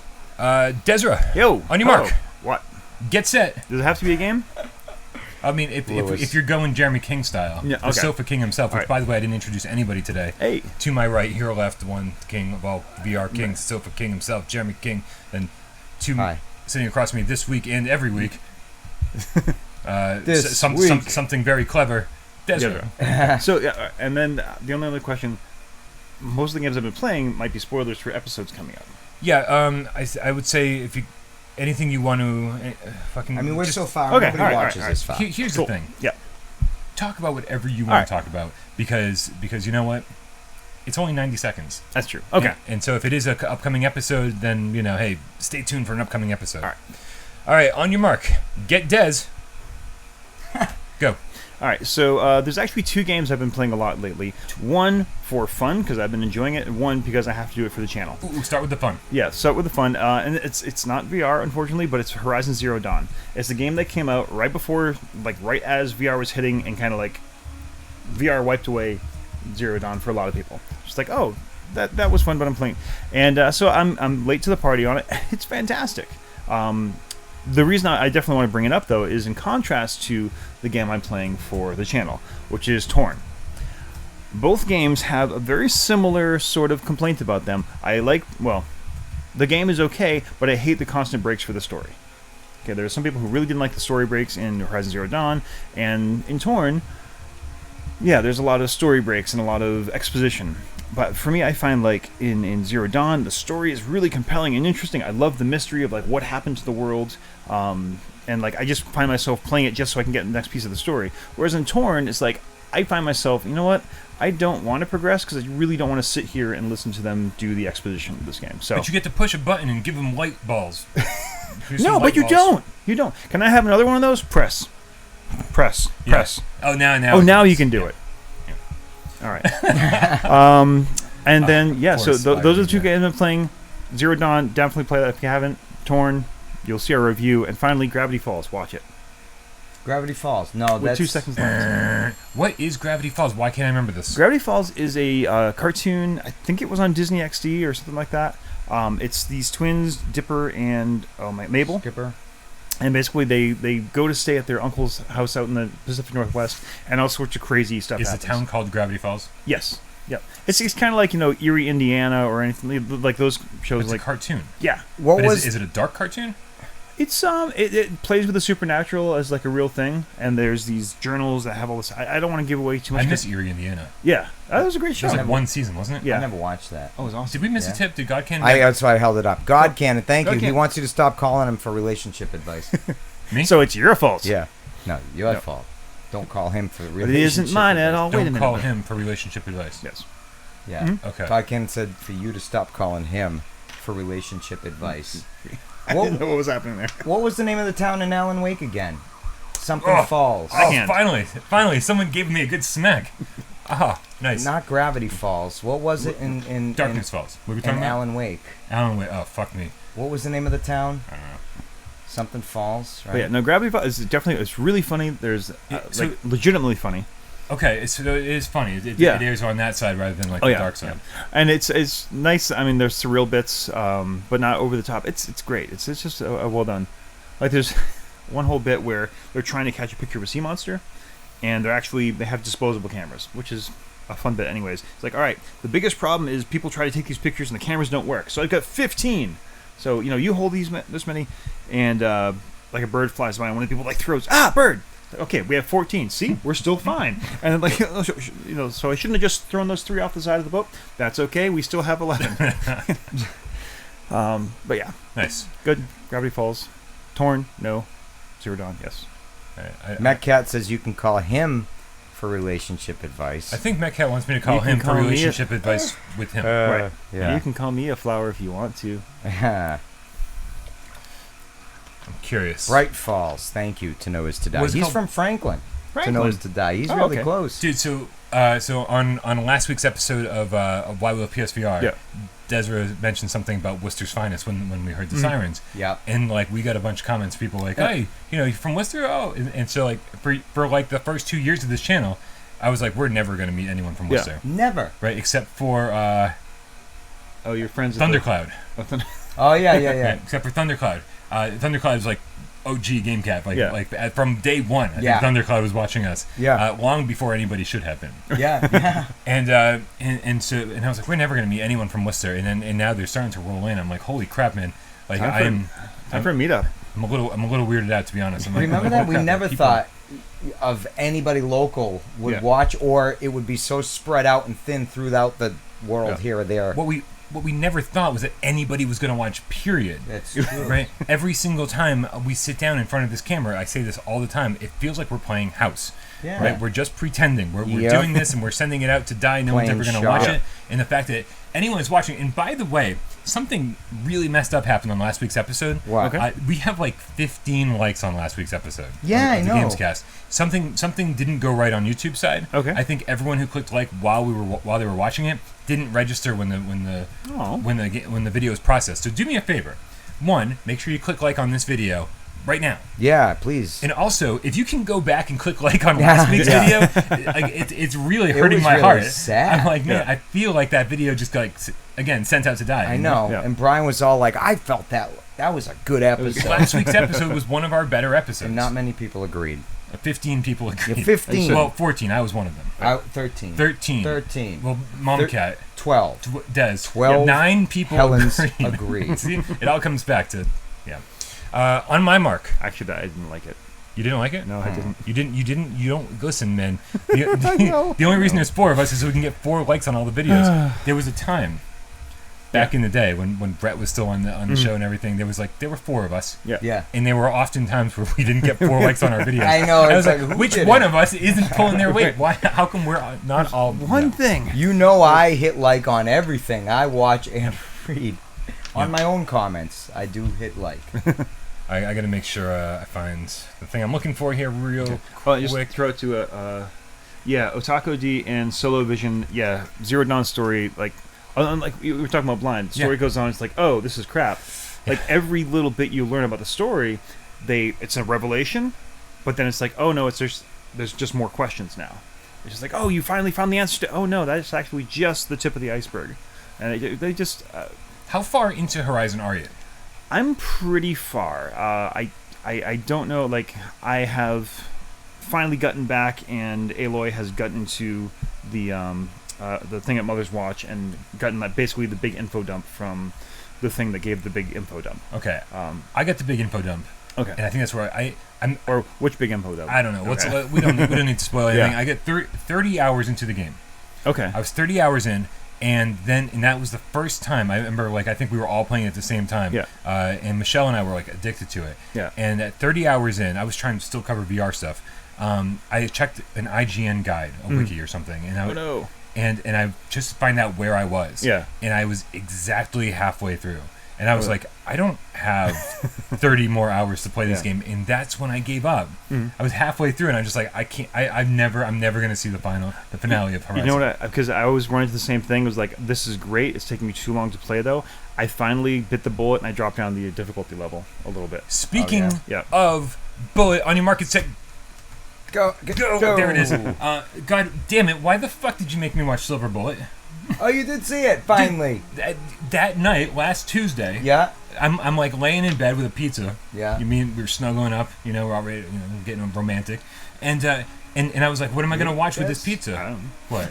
I mean the pizza. Oh, okay. We snuggled with the Oh, pizza. the pizza. I was here Tuesday night. I don't remember any of that. It was after you left. Yeah. No, but it's Brian time with pizza. Yeah. So listen. So I'm like, what am I gonna watch? And I was like, oh, okay, I'll suck it up. I'll watch Silver Bullet.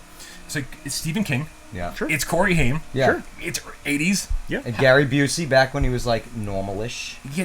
No. The check was in the mail on that one for sure. Like you'd be like, this guy's not. What is up with his teeth? They've always been weird. I don't remember. Yeah. Yeah. I don't know. It's always just been like they look like a fake row of teeth all the time. Oh yeah, because they probably are. Probably, but it's just weird and distracting. But I was like, when does this movie get good?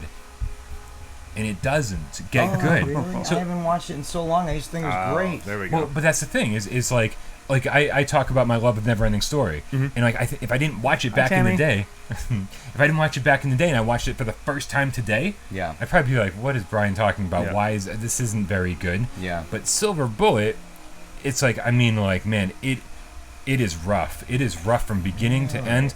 It like the effects are just awful. Well, it's like, when did it come out? 84? I don't know. Yeah. I don't know, man, but it is hard to watch. Is it? And it's just... Fright Night tell me that's still fantastic. Not that it's Stephen King, but Fright Night was fantastic. Yeah, Fright Night's a classic. Yeah. You never saw Fright Night? Okay, I'll get back to you next week. Yeah, you gotta watch Fright Night. I don't... Isn't that the same guy? No, I gotta look this up. That was the werewolf, is the next door neighbor priest, or is that a different actor? I haven't seen Silver Bullet. Prince Humperdinck, basically. Yeah, that's that's what I was gonna say. It's Chris Sarandon. Wow. Can't believe I pulled that. Wow. Yeah, I didn't even know his name, and I know a lot of fucking. Yeah, I haven't seen Silver Bullet, but yeah, that's Chris Sarandon is in Fright Night. Okay, yeah. That's a great movie, Fright Night. Yeah. And the remake wasn't that bad. They did a remake. I think I saw it. I just don't remember. I just Googled Fright Night trailer, and it's like 1985, 2011, or 2017. I know about 2017, but 1985 is the one we're talking about. 2001 came out, had David Tennant in it. I did watch the 2011 one. That one was all right. It wasn't bad. It wasn't like a lot of times that they make the remake of it. It's just awful. Yeah. But no, it's good. They kept a lot of the same nods, the same kind of feel. It's a little comedy did I miss horror. a donation? Or is that the? Oh, that's the same one. Okay. That's still Massimo. I did see. I'm watching the trailer for 1985 Fright Night right now. Can we put that up without getting a copyright strike? No, we cannot. Okay. In fact, I don't even know how to work this thing. Of course, remember, this is the day they didn't know how to make trailers either, so... I know, they were like, in a day when hell was on your neighbor's doorstep. And I'm also watching it without sound, so I don't know how this is going to translate at all.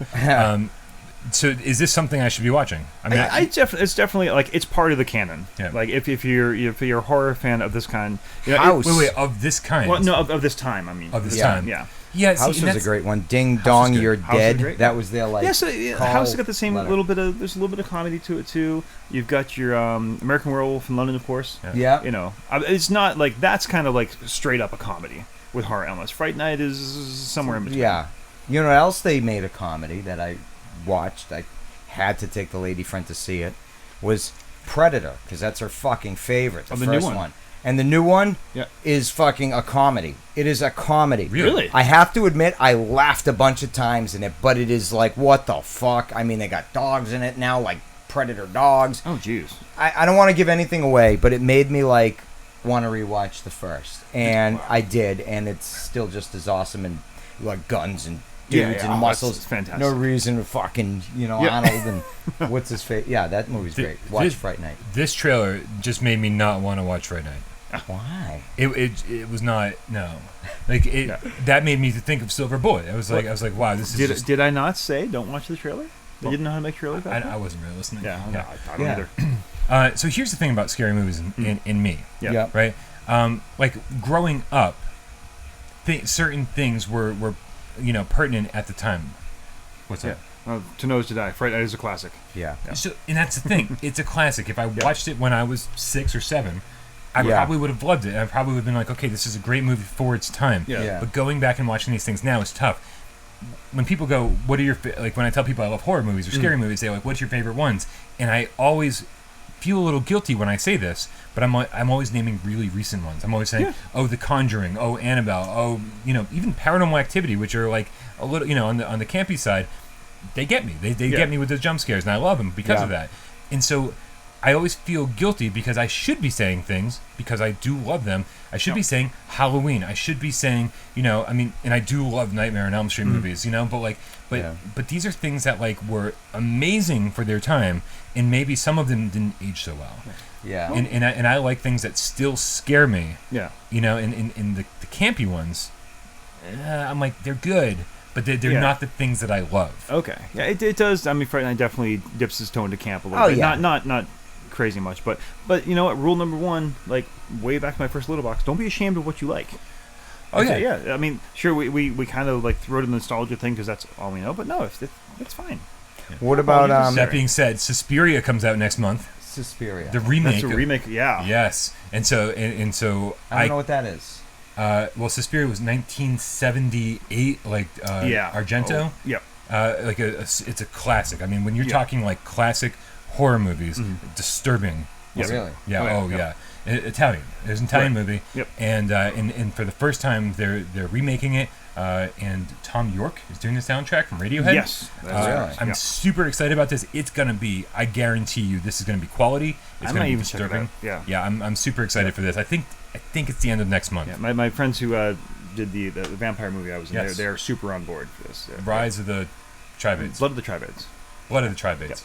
Yes. Evil Dead 2. Yeah, Evil Dead 2 was more of a like, wasn't Evil Dead, then Evil Dead 2 was we had more of a budget, let's go back and kind of redo it. Evil Dead was a little closer to a straight horror movie. Yeah, which is why it's my favorite one. Right. Yeah. And then that's the they made had some money and went back and kind of redid it. Right. And that was some references to the other. A little more funny, and then like Army of Darkness just straight comedy. comedy. Yeah.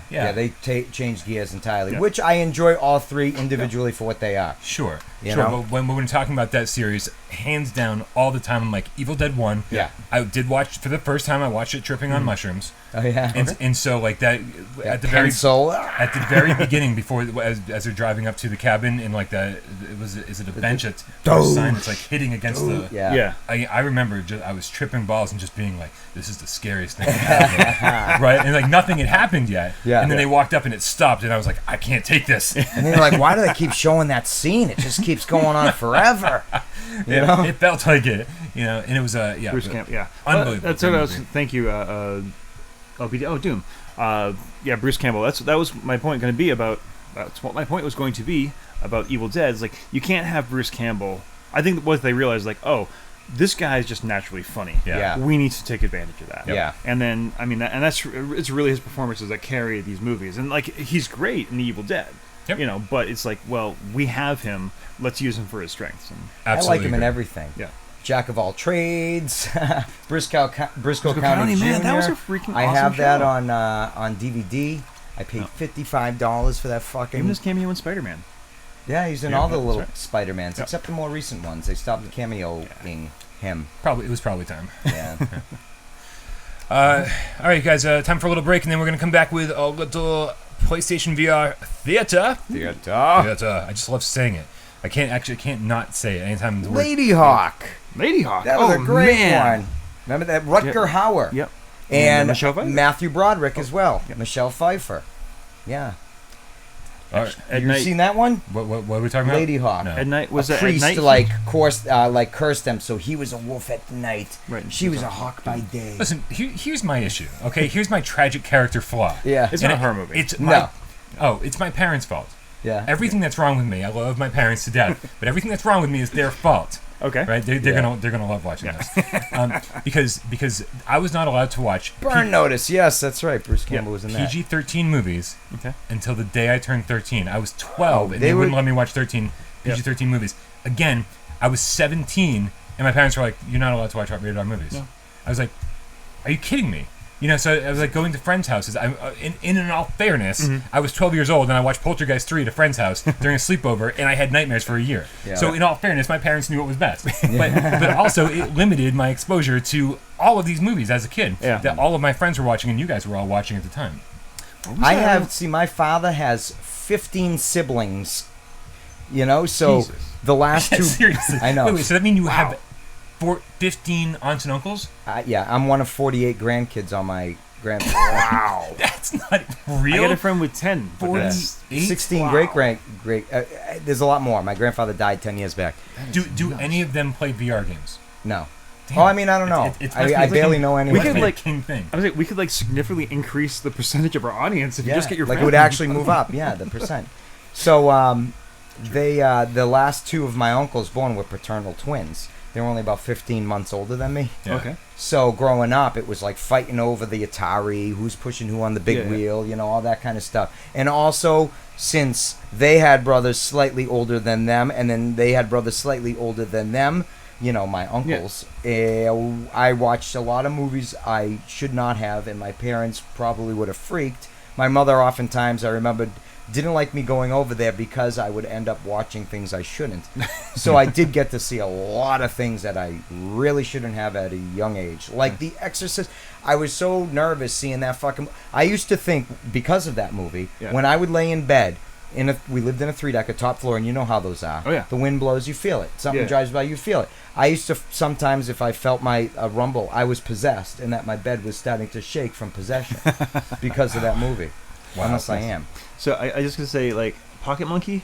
Yeah. You read my mind. I was while we were talking about these. I was going to say, like, oh, what was that movie with Sean Connery as the dragon? No, not Sean Connery as dragon. Earlier than that, basically the kid as wizard trying to fight a dragon slayer. This is, Dragon Slayer, yeah. Okay. I didn't even know I needed to. Beastmaster's great. The Gate is awesome. The gate is good. Yeah. So, Anyway. so this is what's great about the Gamecast. Well, Is that when you start a channel and you're very true to yourself and you do nothing but things that you enjoy. Yep.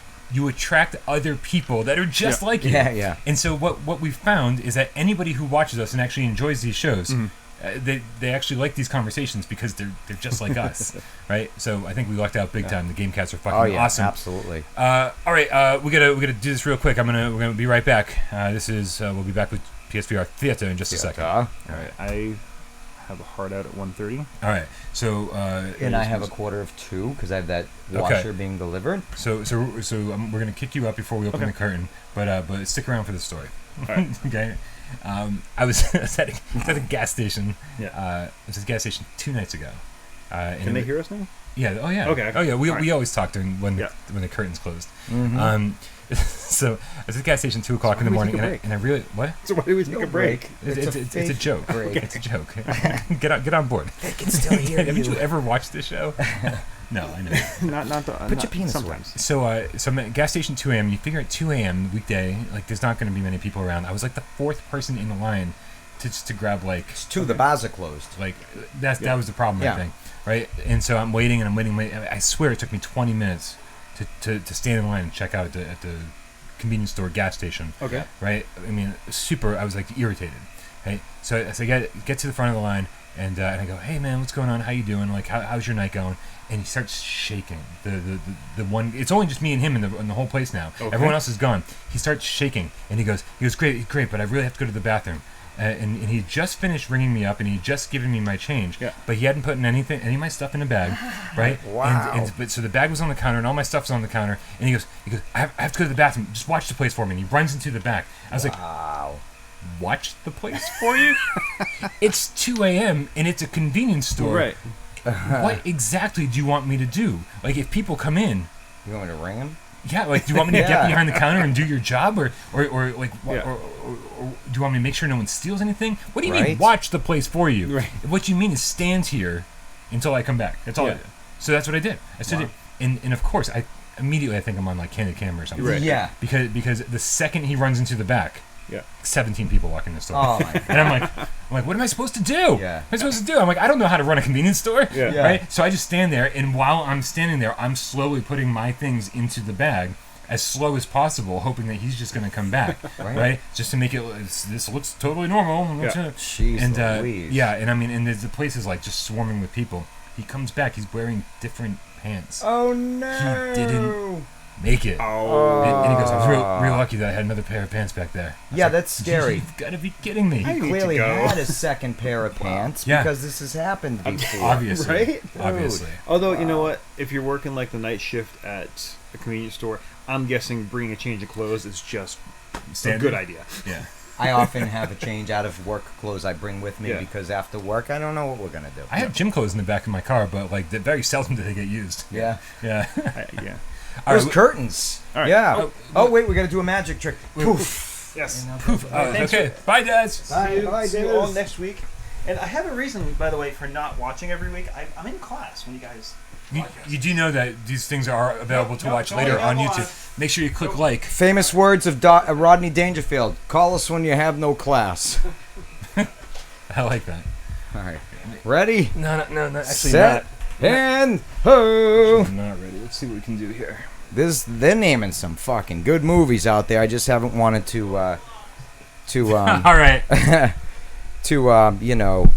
interject, but yeah, they all watch some great movies. I'm gonna leave this chair here in the middle because there's just no other place for it. It's really cramped back here with 3 people. It is.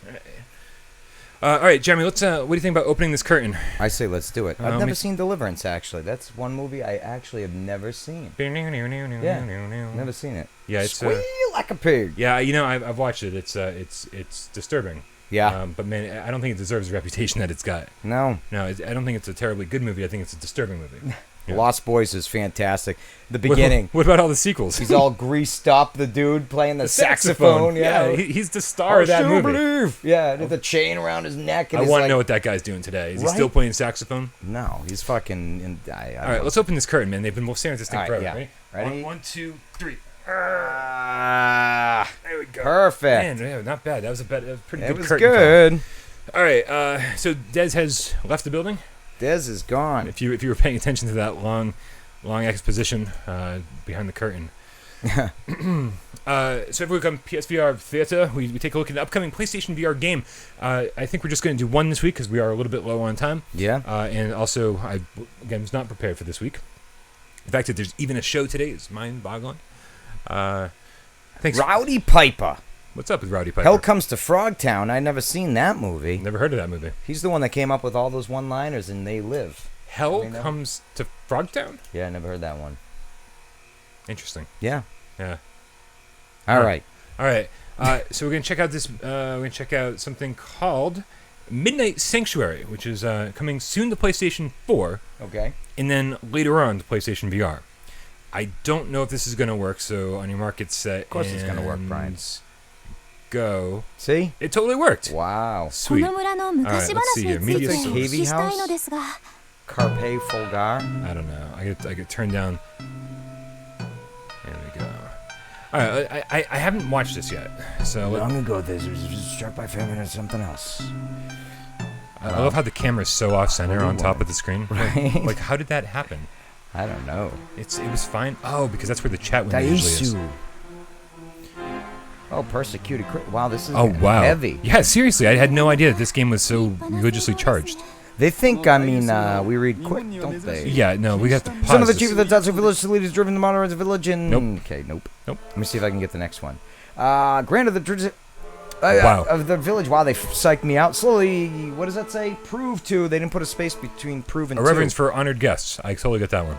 Yeah, they gave me a spelling error. The girl in red. Chisa Shuganamawa. Mysterious The girl mysterious in girl- Oh, Jesus. the girl in white. Mysterious girl in white. She appears and disappears like a ghost.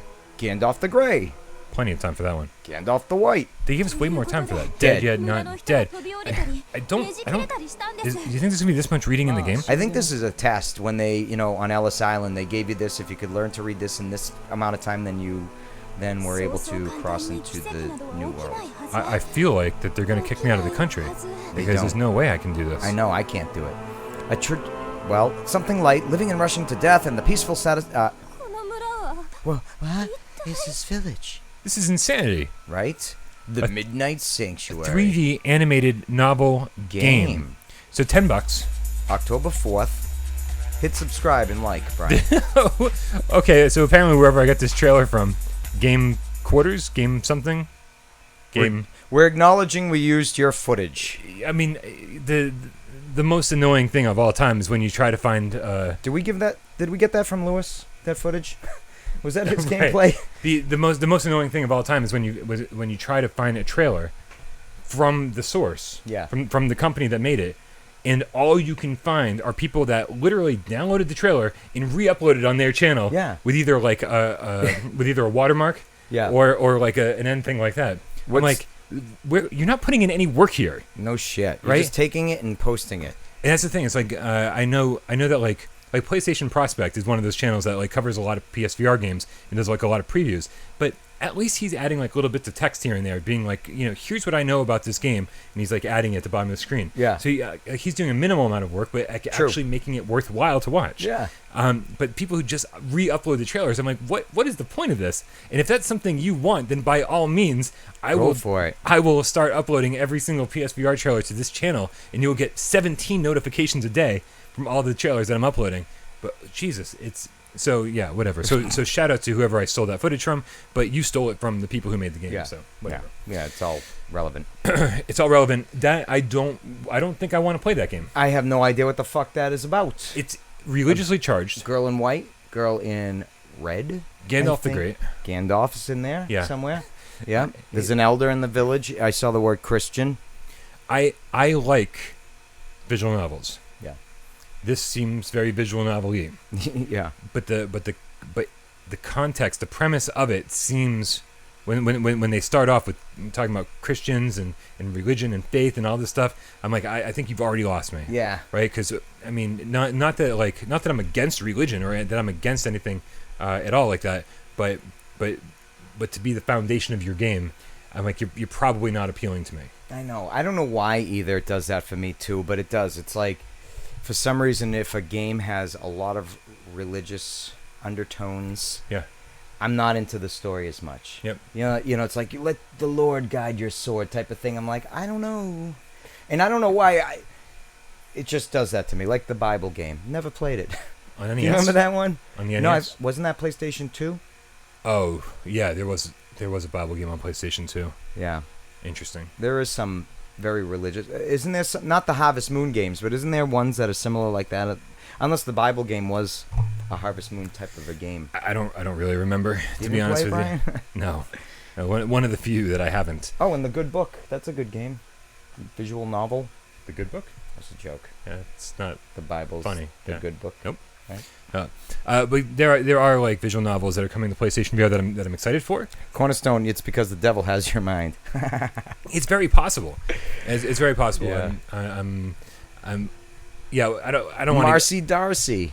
Yeah, you're right. Yep. Marcy Darcy was in Fright Night, but you didn't see that movie. No, I remember wasn't Marcy Darcy on Married with Children? Yeah, The Next she was Door also Neighbor? in Fright Night. She was Marcy Darcy. Oh, the character. After she married Jefferson Darcy. Before that, it was Stephen Rhodes.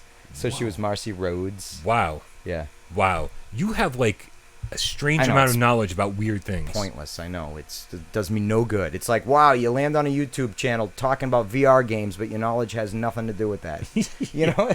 Hey, It could. It could. It very well. Yes. Right? All you have to do is actually play the them. games. Yeah, so I They're was right telling- there, available to you. So I was like saying to Mikey yesterday, because he was playing Spider-Man, Yeah. and I'm like, God damn it, that looks good, you know? And I'm everyone like, loves Spider-Man. but I'm not gonna get it. Yeah. And he's like, oh, it is so good, it's awesome, it's so great, and he even found the building he works in.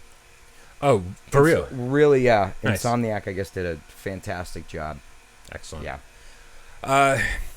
Yeah. Tokyo Chronos is a visual novel I'm excited for, PSVR style. Yeah. I backed that game actually. I helped Oh, you kickstart did a it. Kickstart. Yeah, because I want a physical copy of it. Yeah. And I'm a physical copy collector, and especially when it comes to PSVR games, Vita games, and apparently Switch games.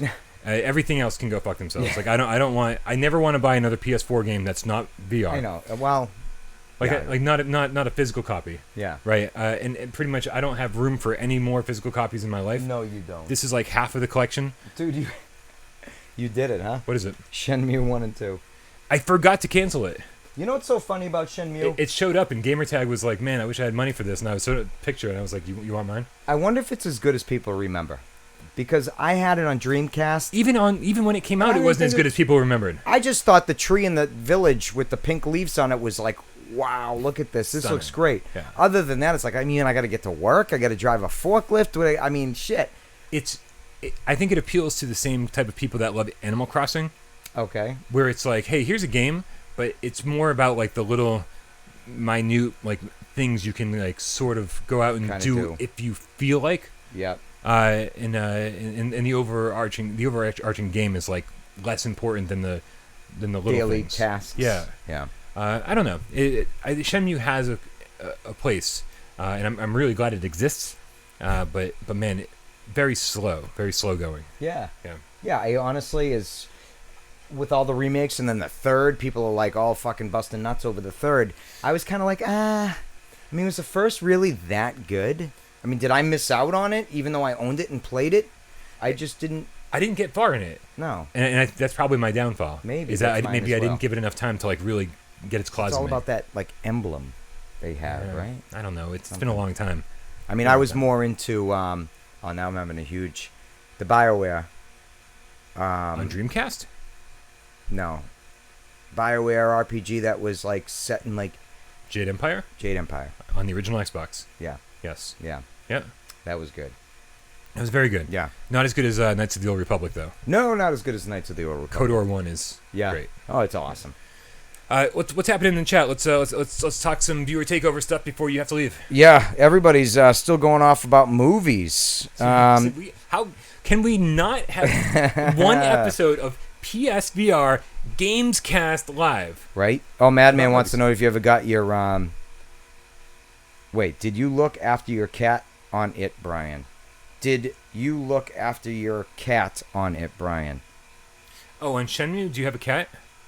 Oh, I don't know. Why do I feel like there's a cat in Shenmue? It must be. Yeah, I don't remember. Here's my biggest issue with games from before 3 years ago. Yeah. Or before 5 years ago. I was drunk all my life. from 19 to 34, whatever it is. Yep. Drunk. Like I get home from work, I drink heavily, Yeah. play video games, Yeah. get very far in them, Yeah. not remember any of it. Right? Hundreds of hours spent in Fallout 3. I remember like the first 5 minutes. That was a great one. Fallout. It was amazing. But yeah, I don't remember anything from any game ever. So Armed and Dangerous. Yeah, that was a fun game. I thought you were speaking of the John Candy and Eugene Levy movie. Jesus Christ. Just the second we step out of movies, you bring it right back. Bring it right back in. There's another reference. Armed and Dangerous, PS2? Yeah, that was PS2. I think that was also... Did they have that on Dreamcast too? Maybe. It's like that era, for sure. That was kind of a wacky one. Weird shooter. I remember they have the promo stuff that was the stickers that look like little bullet holes you could put on your car that made it actually look like you got shot at. That's cool. Remember? Yeah. That's cool. Yes, Shenmue. There was a cat in Shenmue, Madman said. All right. Yeah, I seem to remember it. Yep. That's it. Yep. I don't know if I took care of it. Also, why I don't have a real cat. Because anything that requires any amount of work, and I'm not talking about actually owning a cat, I'm talking about just getting a cat to begin with. You have to actually go find one that like you connect with. Yeah. I'm not just gonna like be like, that one's cute, I'm taking that one home. No, you gotta like chill with it for a bit and see if it works. This is not something you do in 5-10 minutes. This is a day. You just get one, like this cat. Well, if somebody I know has like kittens, if their cat has, and you go over their house and you're like, oh, that's my favorite one, I'm taking this one. Yeah. That's one thing, but when you go and adopt a cat, it costs like $250. That's true. Yeah. It's expensive, so you want to make sure it's the one, because now you're like purchasing a cat. You're not just given a cat. You want to make sure you connect with it because all like the shots and everything like that. You gotta, It's an expensive venture to get started for sure. And then from there on, you've got a decade and a half to 2.5 decades worth of feeding. Yeah. And kitty litter. Yeah. And ignoring each other. Yeah. Trimming the nails unless you let it do it on your fabric and couch and keep them dull. I've got a leather couch. Or they'll go all over that shit. Yeah. Really? Yeah. I heard cats didn't like leather. That's you know what? You would think that, but my ex-wife, our cats, they liked leather. They fucking destroyed her new couch. I hate that declawing cats is inhumane. Because I would love to declaw a cat. It's convenient, but I'm against it, even though I wouldn't. Well, that's it. It's convenient, and I would love to have it done if it wasn't so fucking brutal. Right. I mean, so obviously I wouldn't do it because of that. Yeah. But actually, I didn't know until just like a year ago that it was like that serious of a thing. Yeah. I thought, oh, you have an indoor cat, let's declaw it. I didn't think it was a thing, and now I'm like, oh, holy crap! Oh yeah, that's fucking brutal. Yeah, yeah. I mean, they're jumping and everything too, and they're gripping, and I'd rather have like destroyed furniture than to do that to a cat. I know. It's like removing all your fucking fingers. I'll just pick up everything like this and make shift. You can live. Yeah. It's awesome. Humans. Yeah. We do mean things for convenience. We do. And then we take different animals and combo them, and then because we want a smaller version of that one. And then they have breathing issues because of it, and it's just like, oh well, Yeah, all this crossbreeding and everything. Yeah, it's nuts. Yeah. Oh, the dog's so cute, but why does it sound like that? Yeah. Yeah. It's because it can't breathe. And those dogs, let's be honest, they're not cute. They're so ugly, they're kind of cute. I don't agree with that. No. Things can be so cute that they're really cute, but things can't be so ugly that they're cute. Well, it's like hairless cats. I don't know what Dr. Evil saw in... Well, actually, that happened because of... There's something about hairless cats that works for me. Really? Yeah. I'm like... And I don't think that they're cute in a different way for me. I think they're actually kind of cute. I've always wanted to touch a hairless cat, and I never have. I've never wanted to snuggle with a hairless cat. I feel like it would be neat. Like that feeling.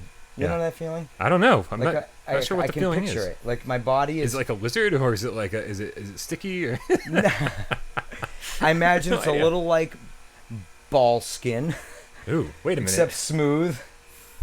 I don't know. I don't know what that feels like. I don't know. Okay. What are people saying? Viewer take. Oh, Mikey just threw in the last minute viewer take. Oh, and I do Tomo Prime.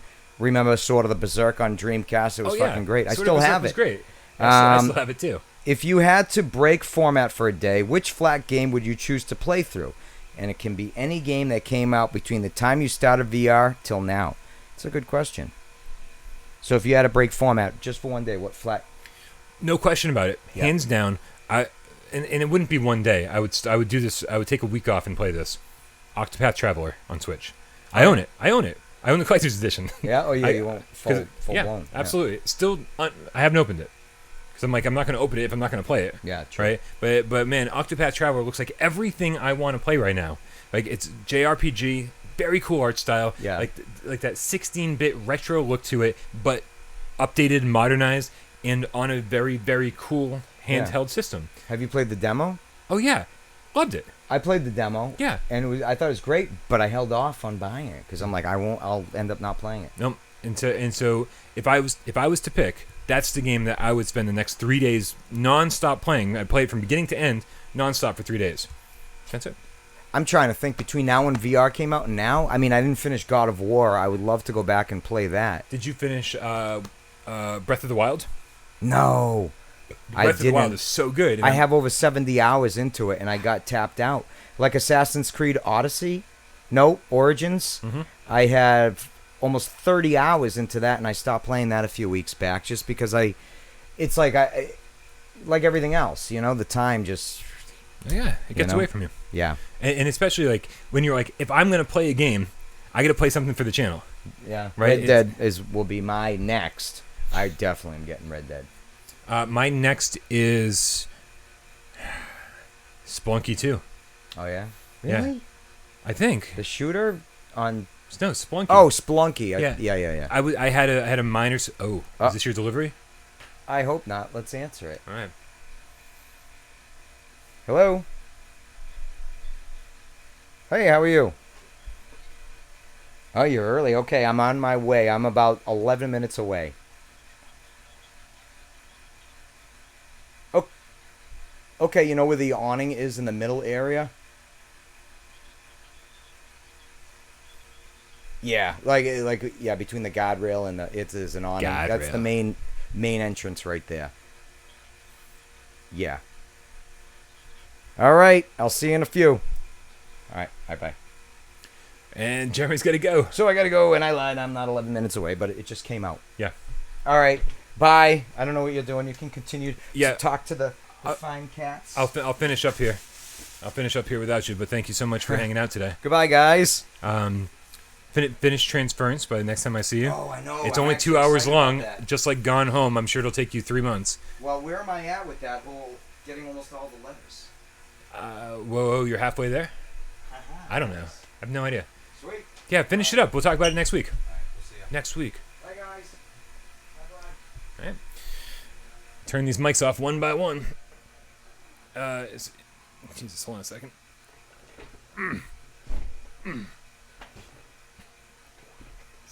There's so much to do.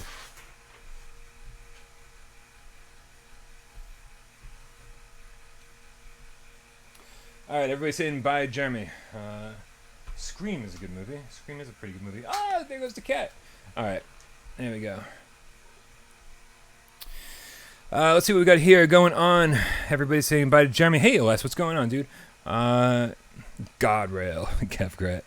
That guy is Will. Thanks for stopping in, dude. Actually, I have no idea. I have no idea who's been here the whole time and who has not, because I don't know. Because you think I get this laptop over here, you think I'd have the chat up, but what I see over here is OBS, which means the chat window is like this big and it's like just the total blur. But so that's why we put Jeremy in charge of the chat. No, it's not the Brian Show. Actually, yeah, I guess it's kind of the Brian Show. Viewer Takeover Pocket Monkey says, "What are you streaming next, Brian?" Tommy the cat in a VR hat. Huey's gone now. Thought he would never leave. Oh, god damn. Resident Evil 2 Battle Mode Bainbridge. You're absolutely right. You're absolutely right. I need to play Resident Evil 2. Which one's coming out first? Spelunky 2 or Resident Evil 2? Those are my next two. What am I streaming next, Pocket Monkey? I feel like we need to spend some time with Downward Spiral Horus Station today. So I think maybe from like 4 to 7 Eastern time today, we'll do like a nice long 3-hour stream, and then we'll do that. So because I haven't even started playing Downward Spiral, so I just need to play it for review. And Brian, did you ever get your physical Pixel Gear copies? I did. Kevgret, from Limited Run Games. I actually, I got 2. I got one for myself, and I got one for a giveaway. And we did the giveaway, and I gave it away. I think a dude in Mexico, a Mexican game cat, he won that. And it took forever for him to get it. I remember it took like 2 months for the post office to finally deliver it, and still didn't get to his house. He had to go track it down somewhere. It was very, very strange. When I gave him the tracking number, he had the ability to go out and find it somehow. I don't know. Yes, streaming is back, Mikey Sensei. You're absolutely right. The comments finally work on streams again. That just happened this morning.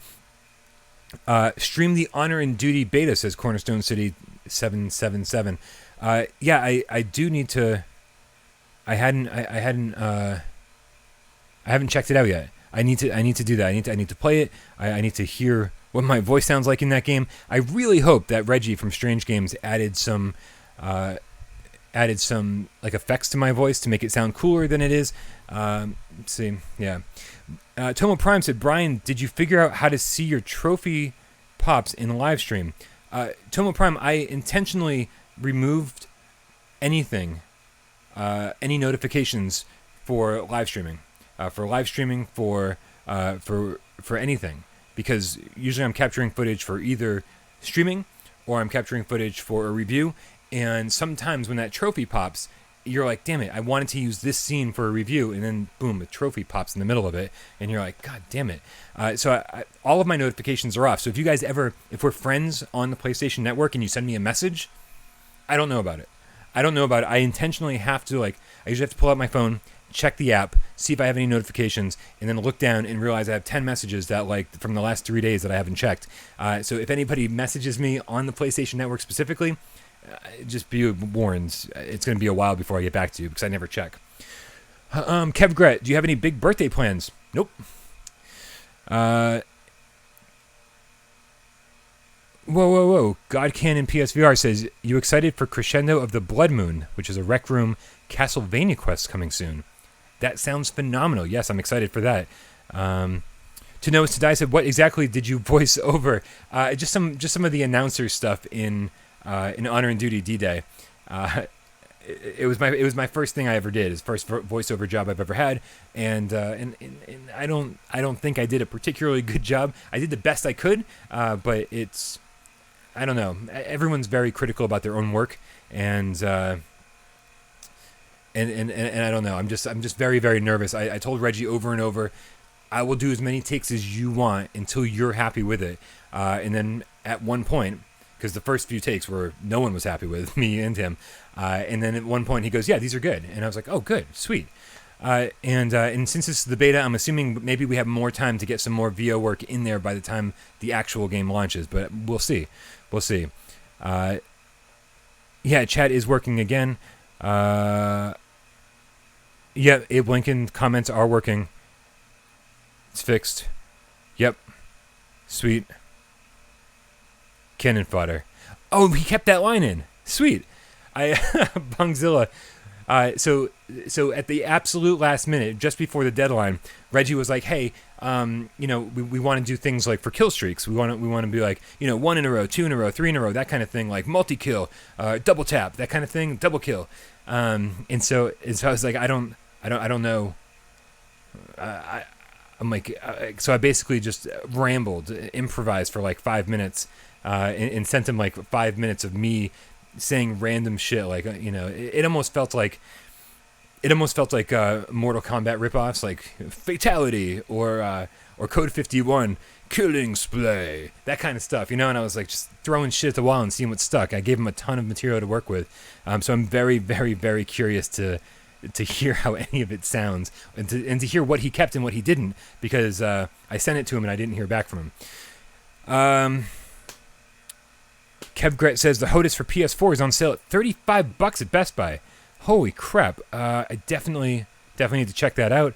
I've tried HOTAS for different games. I've tried it with some VR games, but I don't actually own one. I borrowed one. Thank you to Noah Sadai. He says, well, I'll get a smile hearing you in Honor and Duty regardless.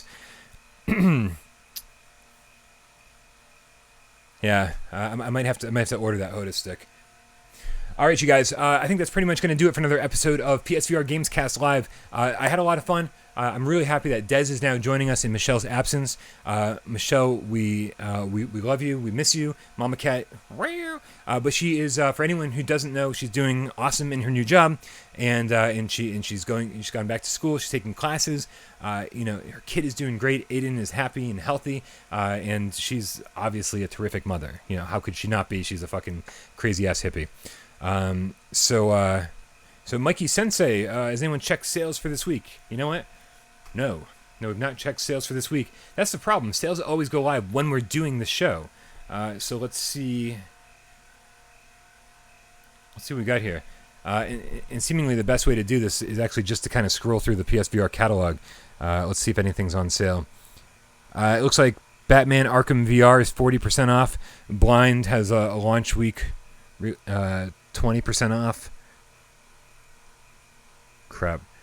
If anyone missed the beginning of the show, Blind does support the DualShock 4, which I was blissfully unaware of apparently when I was reviewing it.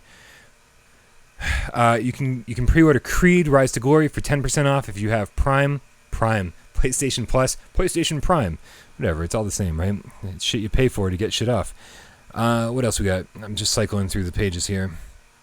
20% pre-order plus discount on Evasion. I'm on G's. I'm on the G's. Here They Lie is still free. Does not look like there's a lot of sales. I'm on I, J, K. Oh, 40% off Justice League VR, the complete experience. Don't buy that. That's horrible. It's horrible at any price. Don't spend any money on that.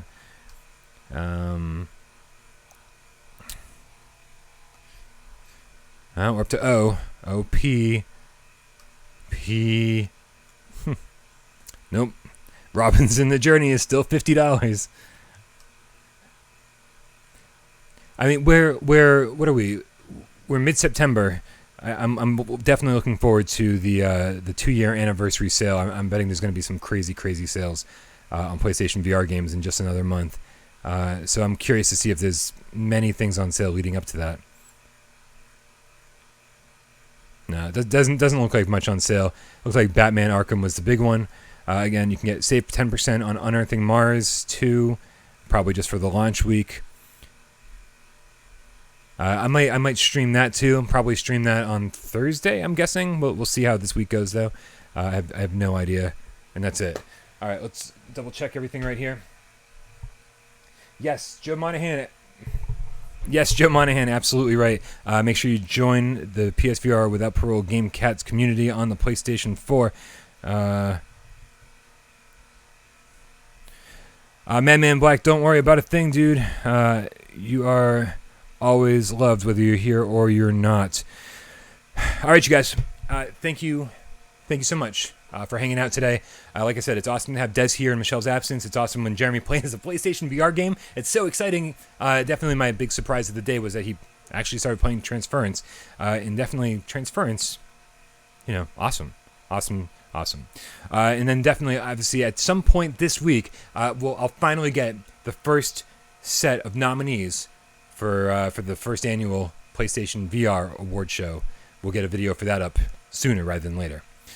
All right, you guys. Thank you again for tuning in. I'll be in touch. We'll see you in just a couple hours, or maybe just an hour or so, for a Downward Spiral stream.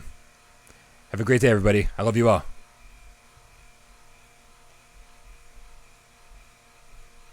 I don't know.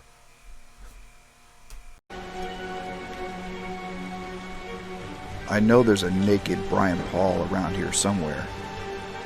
Where is he?